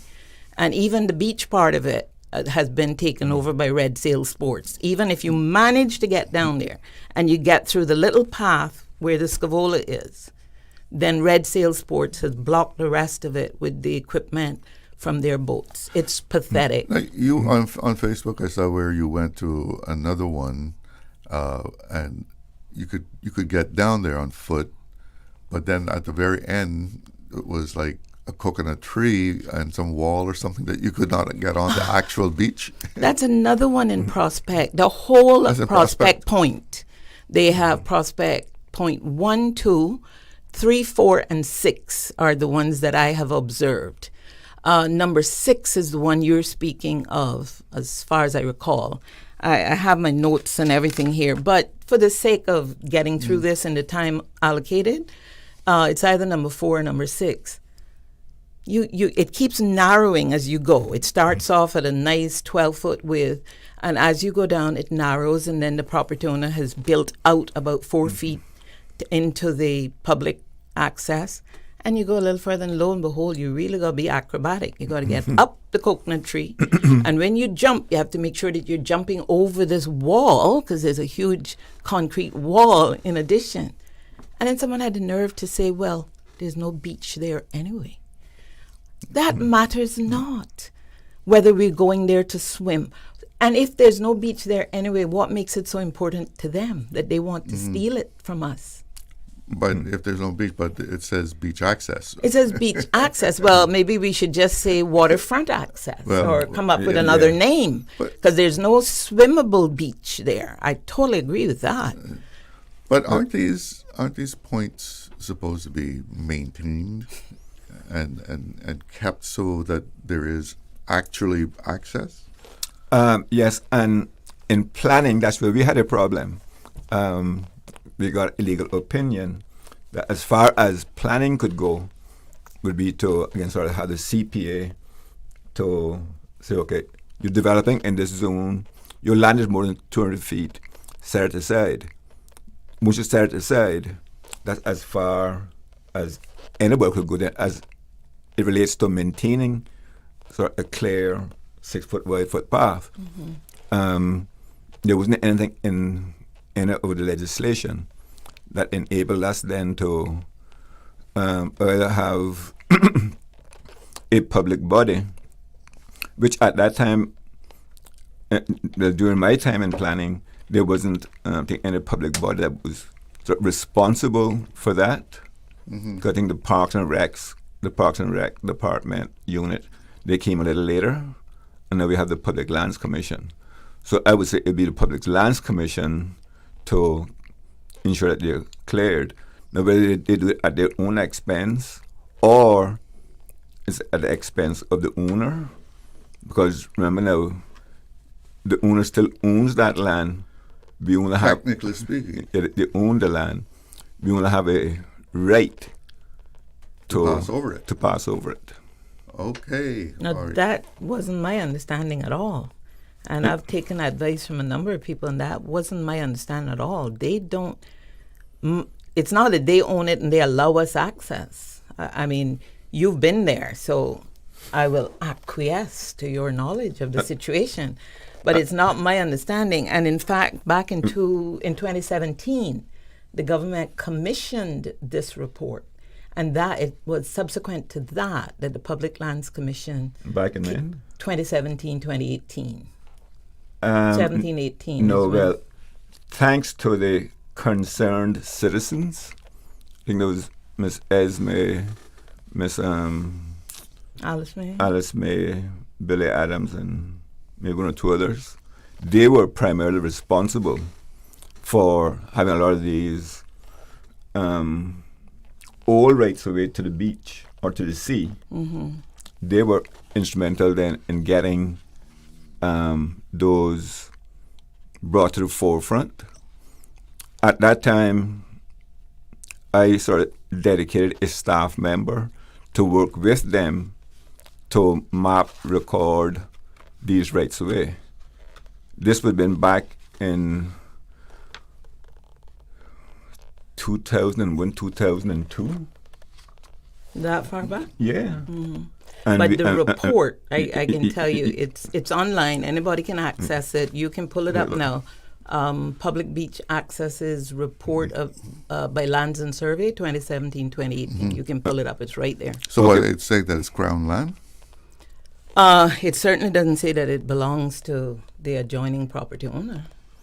Well, I said, take the sheet of paper as an example. Mhm. If it's 200 feet, you're dedicating a 6 foot wide along here. That's a 6 foot right away over that 200 feet. So the 200 feet still remains in the ownership of the person or the entity that owned it.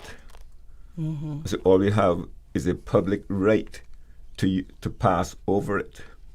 Okay, so a public right. It's the same thing as when somebody has a landlocked piece of land and they get a right of way, right easy- over easement over someone's land to reach their land. They have the right to pass over it, whether it's pedestrian or vehicular. But the ownership of the property remains with the person within the entity that owns those boundaries. Yeah. Yeah, but I think that was tested recently in the court of law. We had that case out in Bosun Bay with two property owners, and they spent a lot of money and a lot of time getting that clarified. And I don't think your argument would have held up in that particular court of law. Okay. But just stick a pin there for me because we have to take a break. We'll be right back. Explore your history. Explore your land. Explore your sister islands. The ultimate staycation experience. Your culture, your freedom. The land that time forgot isn't gone. It's your sister islands. Discover all that our sister islands have to offer. Social media, X, formerly Twitter, Facebook, Instagram. Interact with our talk shows on YouTube. Download our official Radio Cayman app, or you can log on to our website, www.radiocayman.gov.ky. You can also add us to WhatsApp on 925-3261. All the latest information, breaking news, community events, and more. Radio Cayman. Big news from Cayman Airways. Non-stop flights to Austin, Texas are coming this summer. Tickets are now on sale from just $367 CI round trip. Some conditions apply. Don't wait. Sale ends soon. Book your Texas summer getaway now at CaymanAirways.com. Radio Cayman's Talk Today.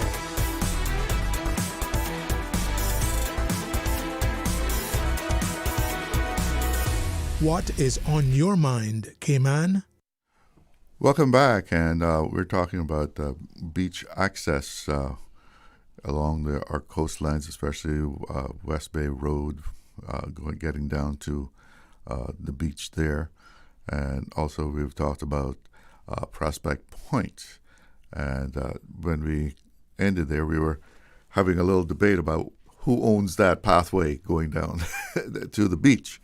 So on the one hand, Clydas is saying that it's a right of way over the land, and Lorna was saying your understanding is that it's not in the ownership of the person who owns the adjoining land. That's my understanding. It's not owned by them. It's owned by the Crown. But what was that? You were referencing a report there. What's the report saying? It's the 2017-2018 Public Beach Access Report, which was commissioned by the Lands and Survey Department. Anybody can pull it up. And the great part about it, it actually shows you photographs and everything of the 108 registered. But between the registered and unregistered in these islands, we have at least 250. So we're not talking about a tiny little amount. We're talking about a lot. And the one between the Westin and the Governors is listed as a registered public beach access.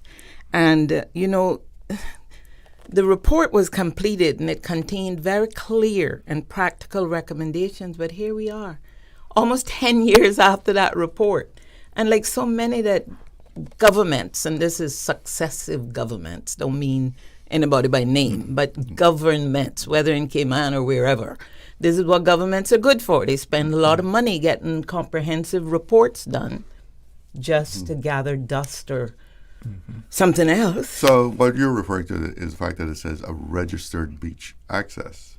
Yes, and also that in those, I forget how many pages total, nothing in there gives any indication that the land is owned by the adjoining property owner. Nothing. But I'll research this some more because I don't want for a moment to feel or to act like I'm not believing what Mr. Kennedy Banks is saying. He at one time was the head of planning, correct? I was the director of the planning department. Yes, which really has no say. It's that board, that cursed board, as certain people would say. We do have a phone call, so let's check in with the phone lines. And so the time for you to put on your headphones. My headpiece? Yes. So are you getting feed through there? You're okay? You can hear me coming into your headphones? Yep. Okay, so let's take this phone call. Good afternoon. You're on the air with Talk Today. Good afternoon, my dear Caymanians who are interested in beach accesses. Good afternoon, ma'am. Good afternoon.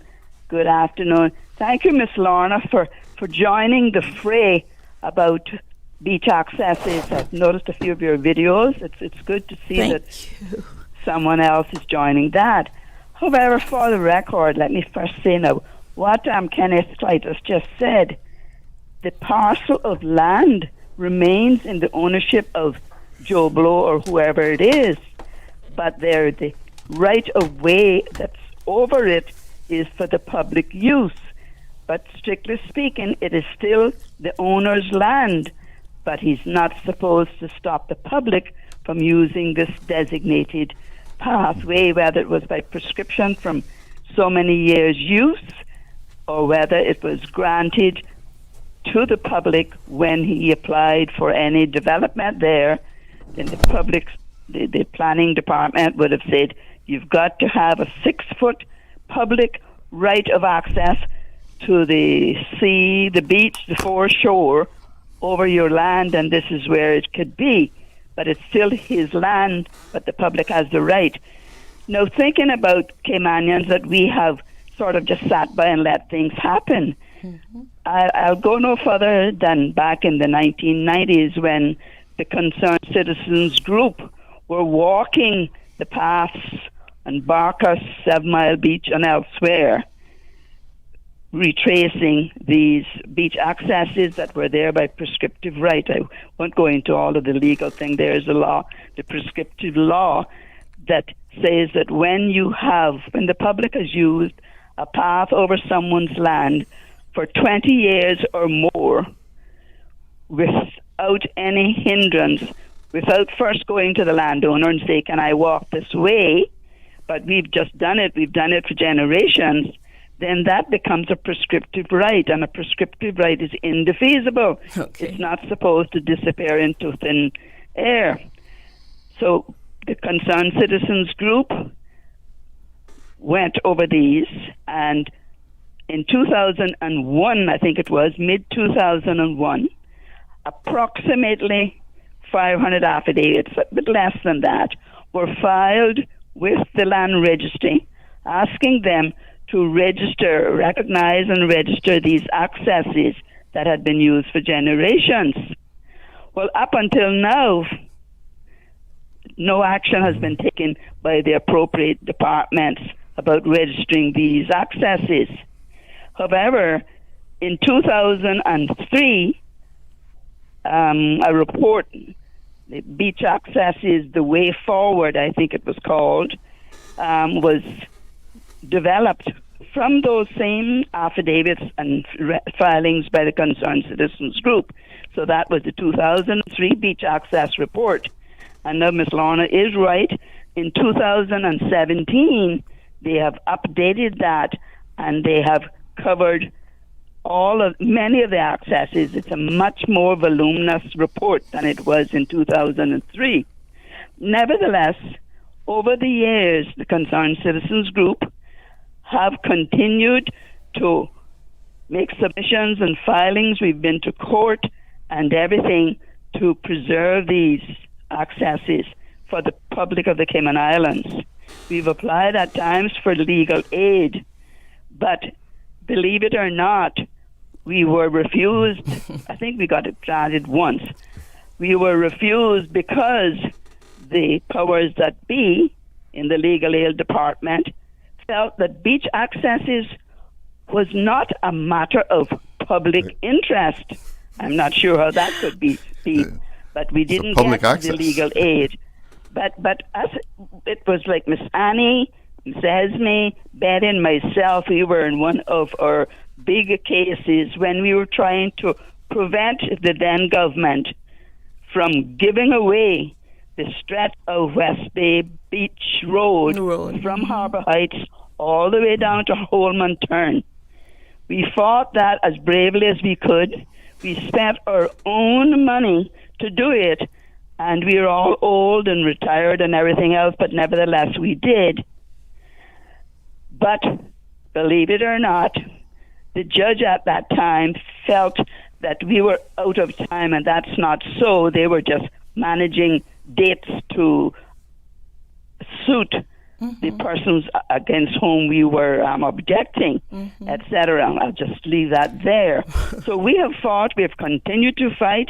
There is the Royal Palm Coral Caymanians situation, that action is still ongoing.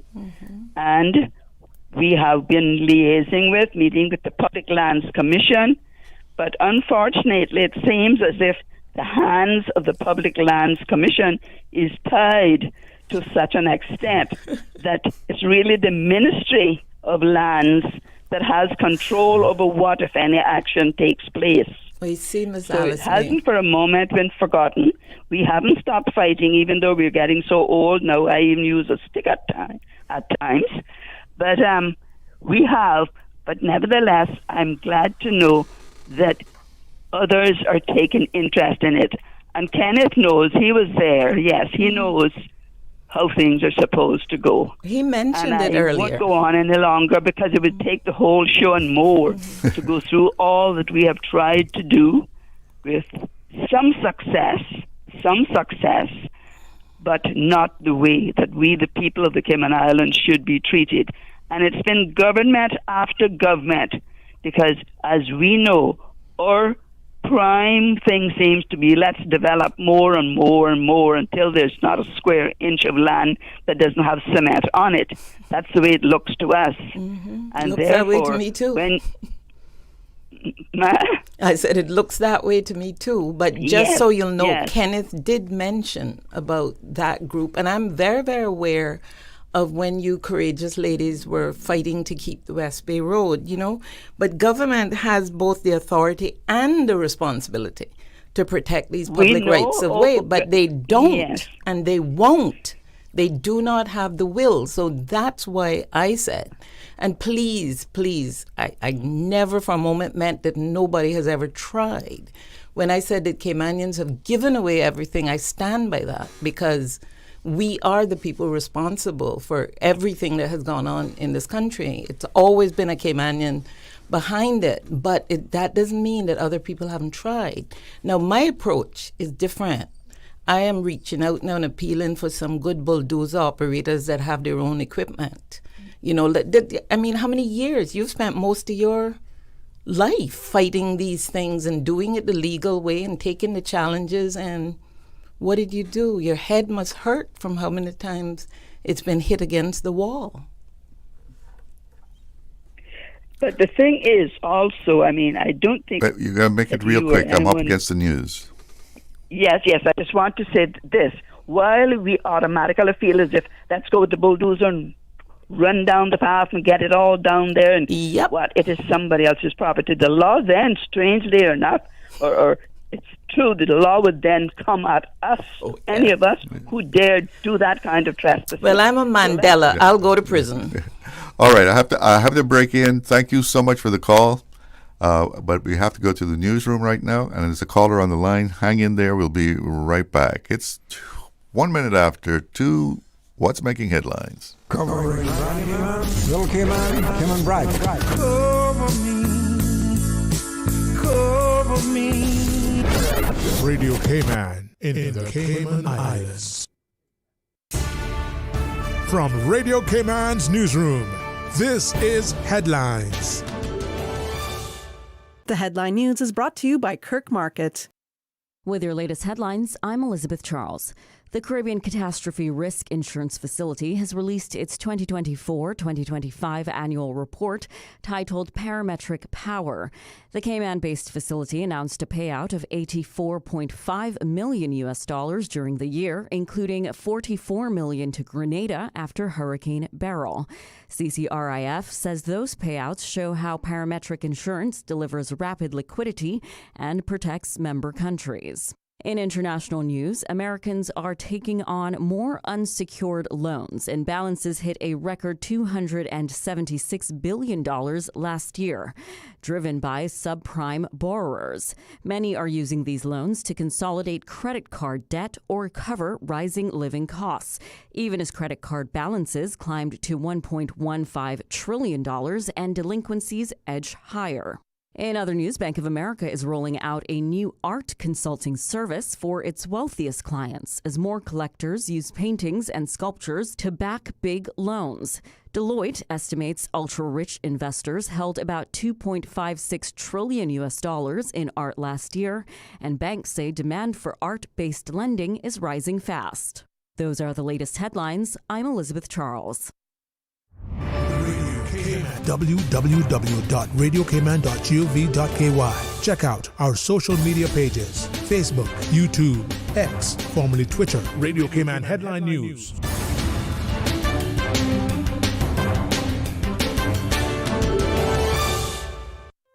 Looking for fresh, healthy food that's full of flavor? Then you've got to visit Kirk Market. Our dishes are made with fresh, high-quality ingredients. Enjoy vibrant mixed greens or satisfying pasta salads. Or try one of our delicious grill options like blackened chicken, spicy beef steak, or grilled salmon. Looking for something light and flavorful? We've got sushi rolls and poke bowls prepared daily. And don't forget to explore a hot bar or Billy Fresh salad at the salad bar. Stop by Kirk Market today for breakfast, lunch, or dinner and taste the difference. Eat well, live well with Kirk Market.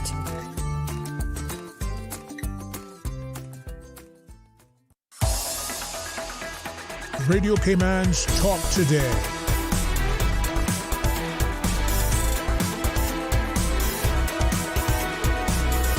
What is on your mind, Cayman? Welcome back. A quick look at the weather. 84 degrees here in Georgetown. Feels like 90 degrees. And the wind's coming out of the southeast at about 10 knots.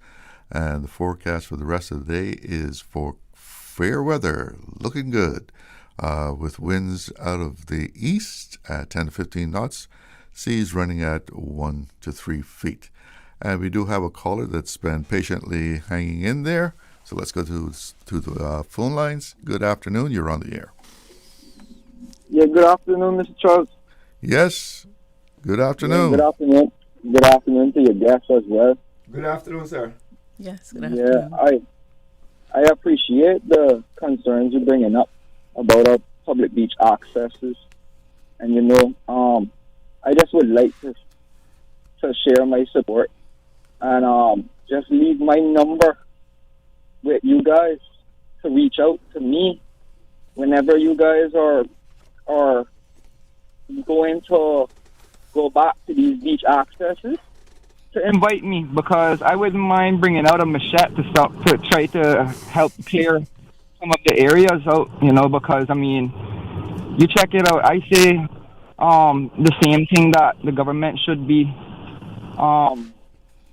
monitoring all of these beach accesses to make sure that they're clear for us as the people, because it's our God-given right to have a beach access. And I think that when we have the government not responding, we are not responding. So I would like to put a little bit of work in to try to help make sure that our beaches are accessible.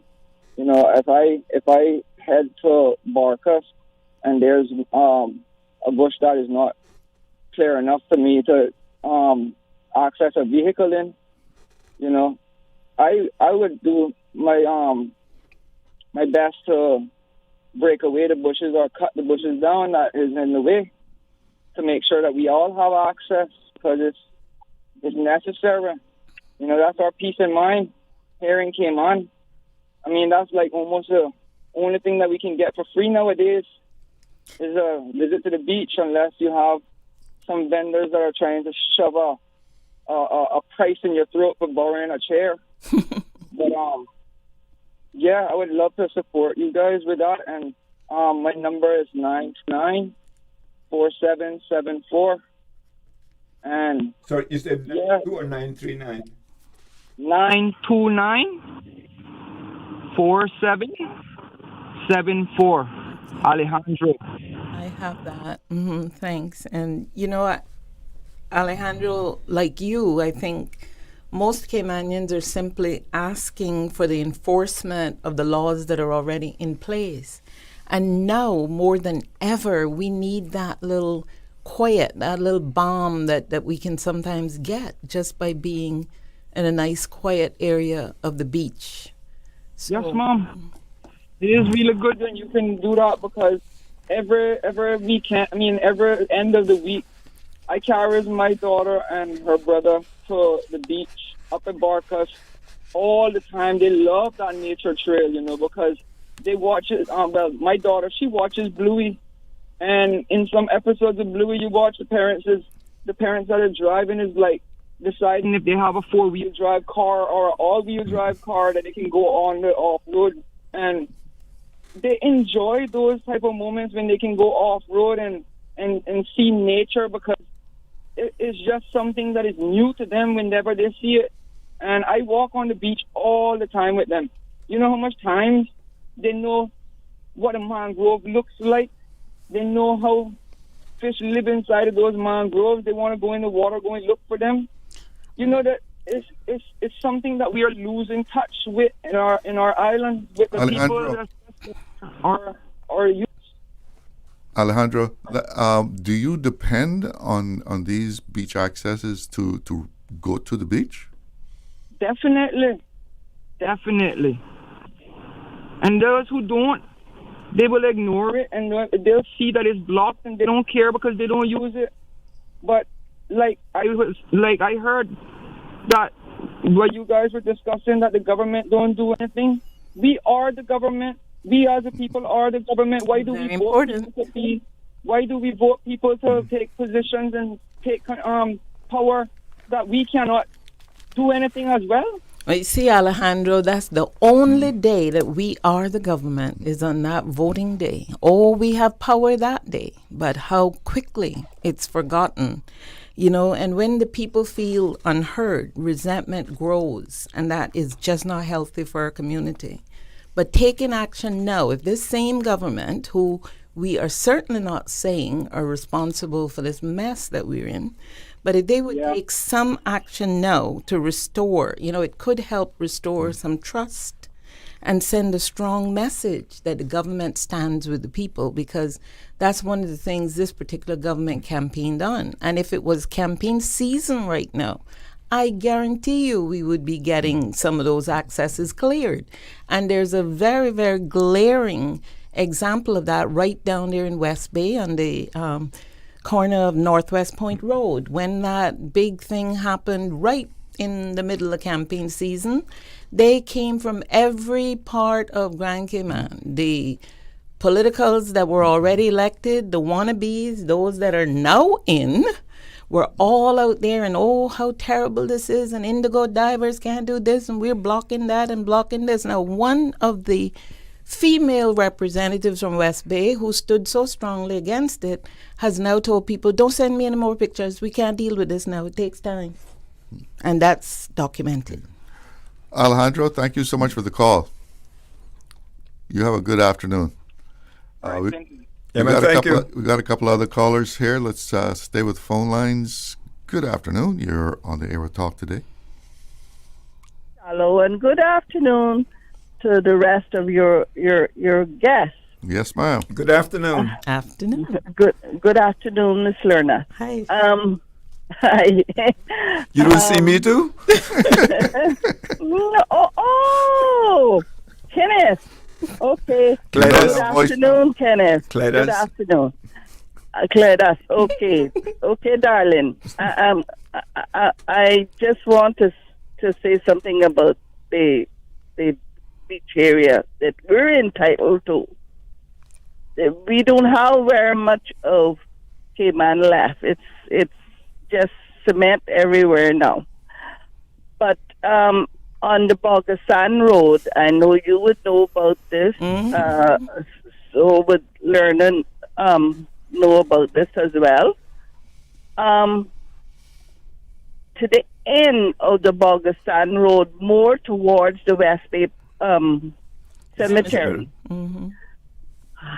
There's we got a lot of homes built there now, especially on the ocean side, and there's a beach access there, and they blocked that off and put a chain link fence, and they even have security guard there, and that's where a lot of us used to go before. Even when I was growing up, we used to love to go there, and it had ledges that we could walk straight from where Silver Sands straight up to there. Now, somebody that got a house on the beach,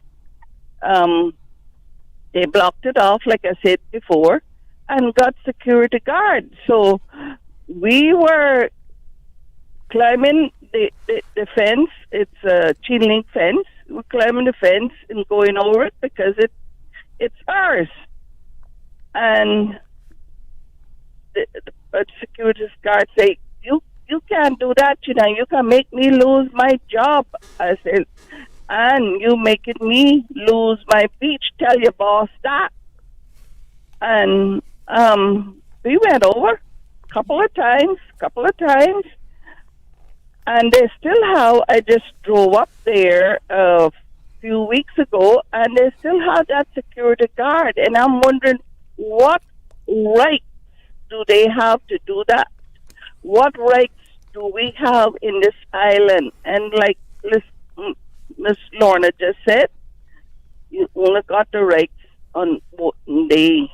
Mm-hmm. And when it's big campaign, what they can do and what they can do and what they can do after that, they just love to take the pictures to put in the papers or on Facebook to make people think, and we get fooled all the time. All the time. I never seen people allowed to put more pictures in the paper. This is what they done and this is what they done. But anyway, let me ask you something about the Boggy Sand situation, where that gate is. Mm-hmm. Is there still a sign, the public access sign that they mark these with? Is that actually there still? Well, up till a couple of weeks ago, it was. Who knows? It's blocked off. Yes, with chain link fence. Mm-hmm. And I would say that chain link fence is anything from 6 to 8 feet high with a gate and a security guard. Mm-hmm. Who do you go to talk to? Yeah, I mean that's the question. Who resolves this? Yes, 4 representatives, but who do you go to talk to? Everybody is busy. Not the Public Lands Commission, I can tell you that. Jesus. Not them. They're so busy. Everybody is so busy. What are we then? What are we? Anyway, I thank you for your time and good afternoon again. Yes, thanks for calling. Yes, but we got to get noticed somehow. But you see, people embrace us as being stupid. You got it. That's the word. They call it mankind, but it's Cayman stupid. Yes, and we are stupid. Yep. In other places, I wouldn't want to see it. They would have a protest. They would have revolutions. Like I said, I wouldn't want to see it here. It didn't happen, though. It's going to happen because history repeats itself because nobody learns from history. Exactly. Then people is going to get enough. Mm-hmm. Okay, well, thank you so much. I got to get 2 more calls in here and also take a break. So thank you for your contribution this afternoon. Let's take a break and then get the 2 calls, and callers hang in there. We'll be right back. Accidents and illnesses can strike without warning.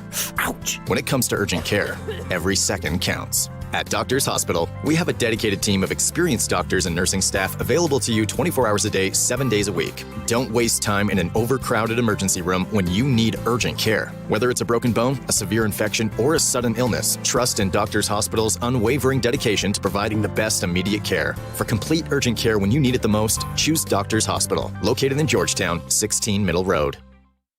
There's nothing more important than your health, and seeking expert healthcare with physicians you can trust is what you deserve. UHealth, the University of Miami Health System, offers peace of mind to you and your family with a first-class experience. Our patient coordinators assist with everything you need before, during, and after your stay with us. As South Florida's only academic-based health system, UHealth offers cutting-edge treatment, compassionate care, and life-changing results just a flight away. Learn more at umiamihealth.org/international. Freedom, Cayman Brack. Freedom, Little Cayman. Soft breezes, blue waters, no traffic. Unwind and rejuvenate your mind, body, and soul. Sister Island Staycations, a taste of freedom. Discover all that our sister islands have to offer.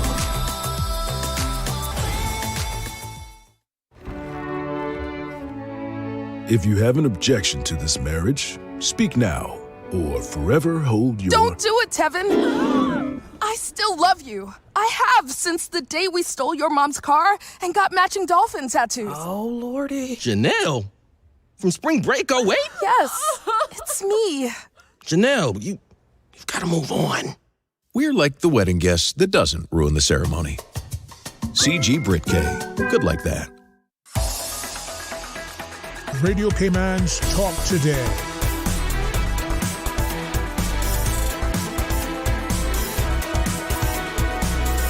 What is on your mind, Cayman? Welcome back. Let's go straight to the phone calls. Good afternoon. You're on the air. Good afternoon again, Mr. Challo, and good afternoon, Ms. Lorna, and to Mr. Ebanks there, doing a great job in educating the public of what's happening around. Hello. With the beach access. Good afternoon, Raymond. Yes, sir. I have something that I wanted to announce here. Very important. Quite touching situation. Quite touching. I just made a request for the flag on the Cayman Island registered ore carrier to lower it at half-mast, honoring our great politician, Mr. Austin Harris, and Captain Henley Scott and Vern Scott from Cayman Brac as being seamen that traveled around the world. So the ship is right off Spot Bay, Cayman Brac now with the flag flying at half-mast at 2:04 p.m. today until sunset this evening. The flag will be flown for those three great men, and it's very touchy to communicate with the captain, which was walking on deck, and he came to the bridge and took my call, and I made a request to him. It's very touchy for these great people to be honored.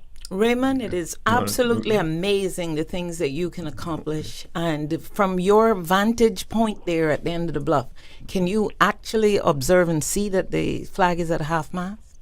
Can you confirm, verify, or otherwise? It's about 13 miles off. I have left from that location. Now I'm down at the West End. Okay. But we will rest assured that it's happening. All right. Thank you so much for that update, Raymond. He told me it was lowered at half-mast at 2:04 p.m. Filipino mate on the bridge, and the quartermaster at the wheel, Filipino also, and the Turkish captain. And they conveyed that the flag was lowered in honor of these three great people, and being a Cayman Island flag flown on the ship's stern, registered in Georgetown, headed for Singapore. Next stop, April the 6th, before it stops engines unless it has a failure to refuel in Singapore, and on to China, April the 15th.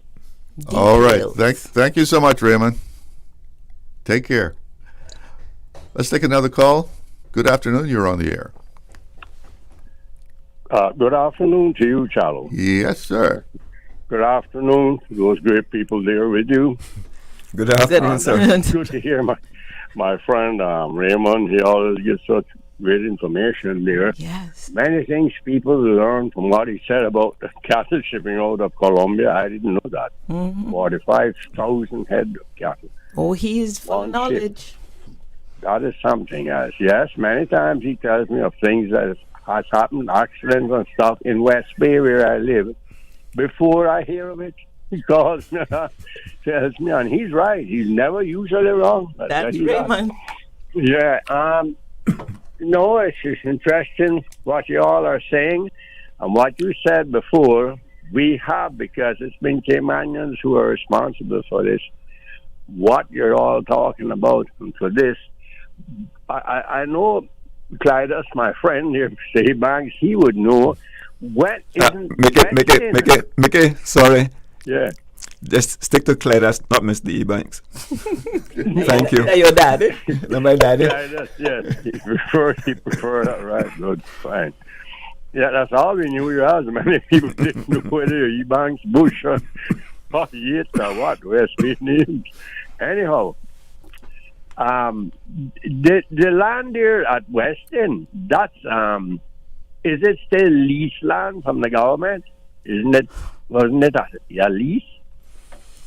To the best of my knowledge, it is still leased.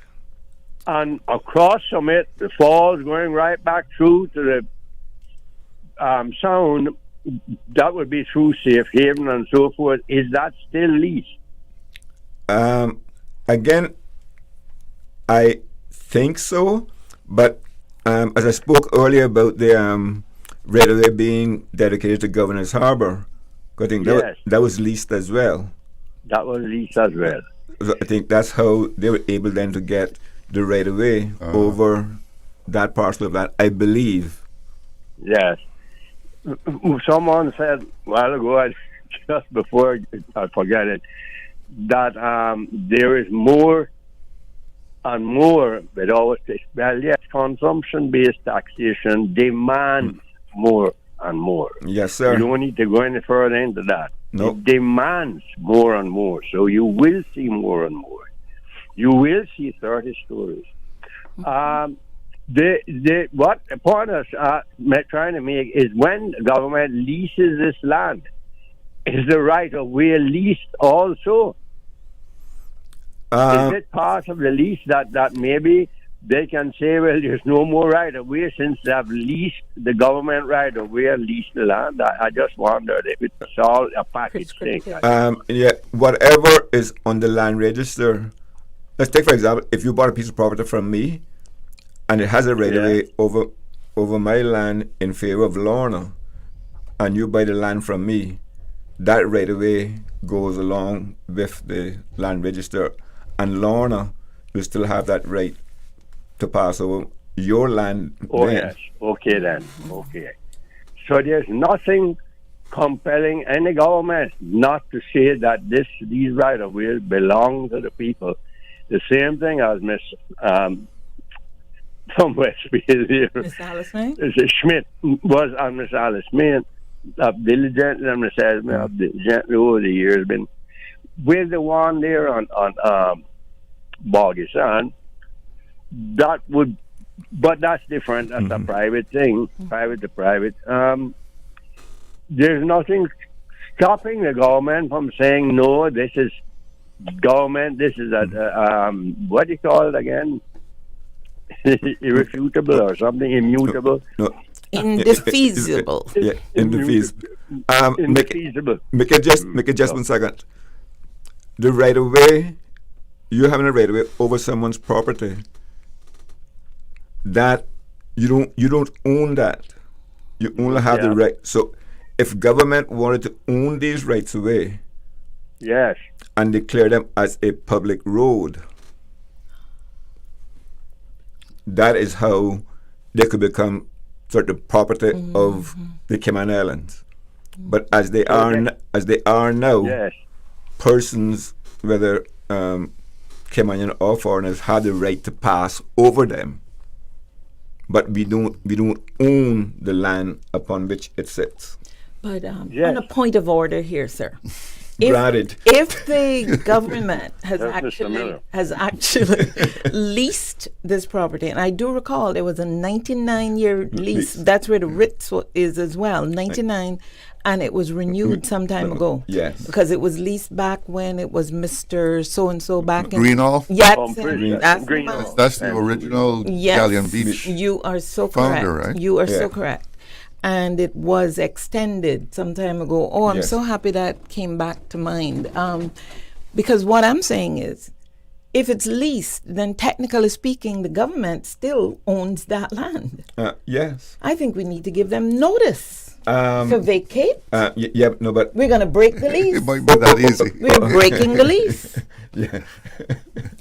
Anyway, this is not about division, Charles. It's about balance, fairness, and ensuring that Caymanians are not pushed to the margins of our own country. Mickey, thank you so much for the call. Yes, you're more than welcome. Thank you for listening to me. Thank you, sir. Why? Thank you.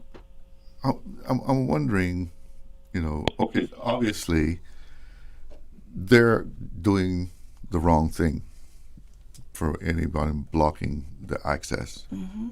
Why isn't there more of an outcry? Do people not care? Are they just satisfied to go to the public beach, go to Governor's Beach, Spots Beach? I think also what may be part of the problem is that at those places you just mentioned, they have parking. Whether it's enough or too much, it's debatable. They have parking. Whereas by these rights of way to the beach or to the sea, there's probably no parking. Now, that was a shortfall, I suppose, in the regulations, but that as it is, there's no parking. That may be Boy, no one's trying to use these. Mm-hmm. No, I know the one down there at, I think, close to Christopher Columbus.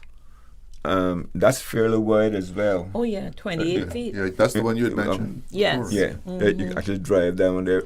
I know a number of people park along the side there. Yeah. They put up a few cones. You can parallel park and still leave a lot of space on either side. Mm-hmm. But so I think that may be the reason, the lack of parking. And so the owners there just use that to their advantage. Well, I mean, they're following the minimum requirements of the regulations. And I guess there's no requirement on them to keep it clear. Now, the particular one that you're speaking of, I cannot say who it is, but that is so beautifully maintained that if it is the private, if those owners that are doing that, I want to applaud them. That is beautifully kept, not even a weed growing in the way. It is beautiful. Well, Lorna Bush and Clydas, the one and only, thank you so much for coming in and discussing this with us. I think we all learned something about this during this whole discussion. I definitely learned. No, Chalo, I think an hour, definitely not long enough. So maybe you can get Ms. Lorna to come back on at some point in time. I mean, like, there's so much stuff to talk about. You know, like the government's own beach access report confirmed that of the 385 known and traditionally used coastal access points across the Cayman Islands, less than 30% of them are unblocked and accessible. Well, there you have it. Food for thought. We have to wrap it up. Thank you for joining us here on Talk Today. I'm Charles Glidden. One love. Talk Today is brought to you by Subway, open 24 hours in Countryside, Anderson Square in Georgetown, and Centennial Towers in West Bay. And by the Ministry of District Administration. Explore your history, explore your land, explore your sister islands. And Cayman Airways. Call them on 949-2311 to book your nonstop flights to Los Angeles and Panama. And Doctors Hospital. Peace of mind is important when life happens. Doctors Hospital, always there for you. Call 949-6066.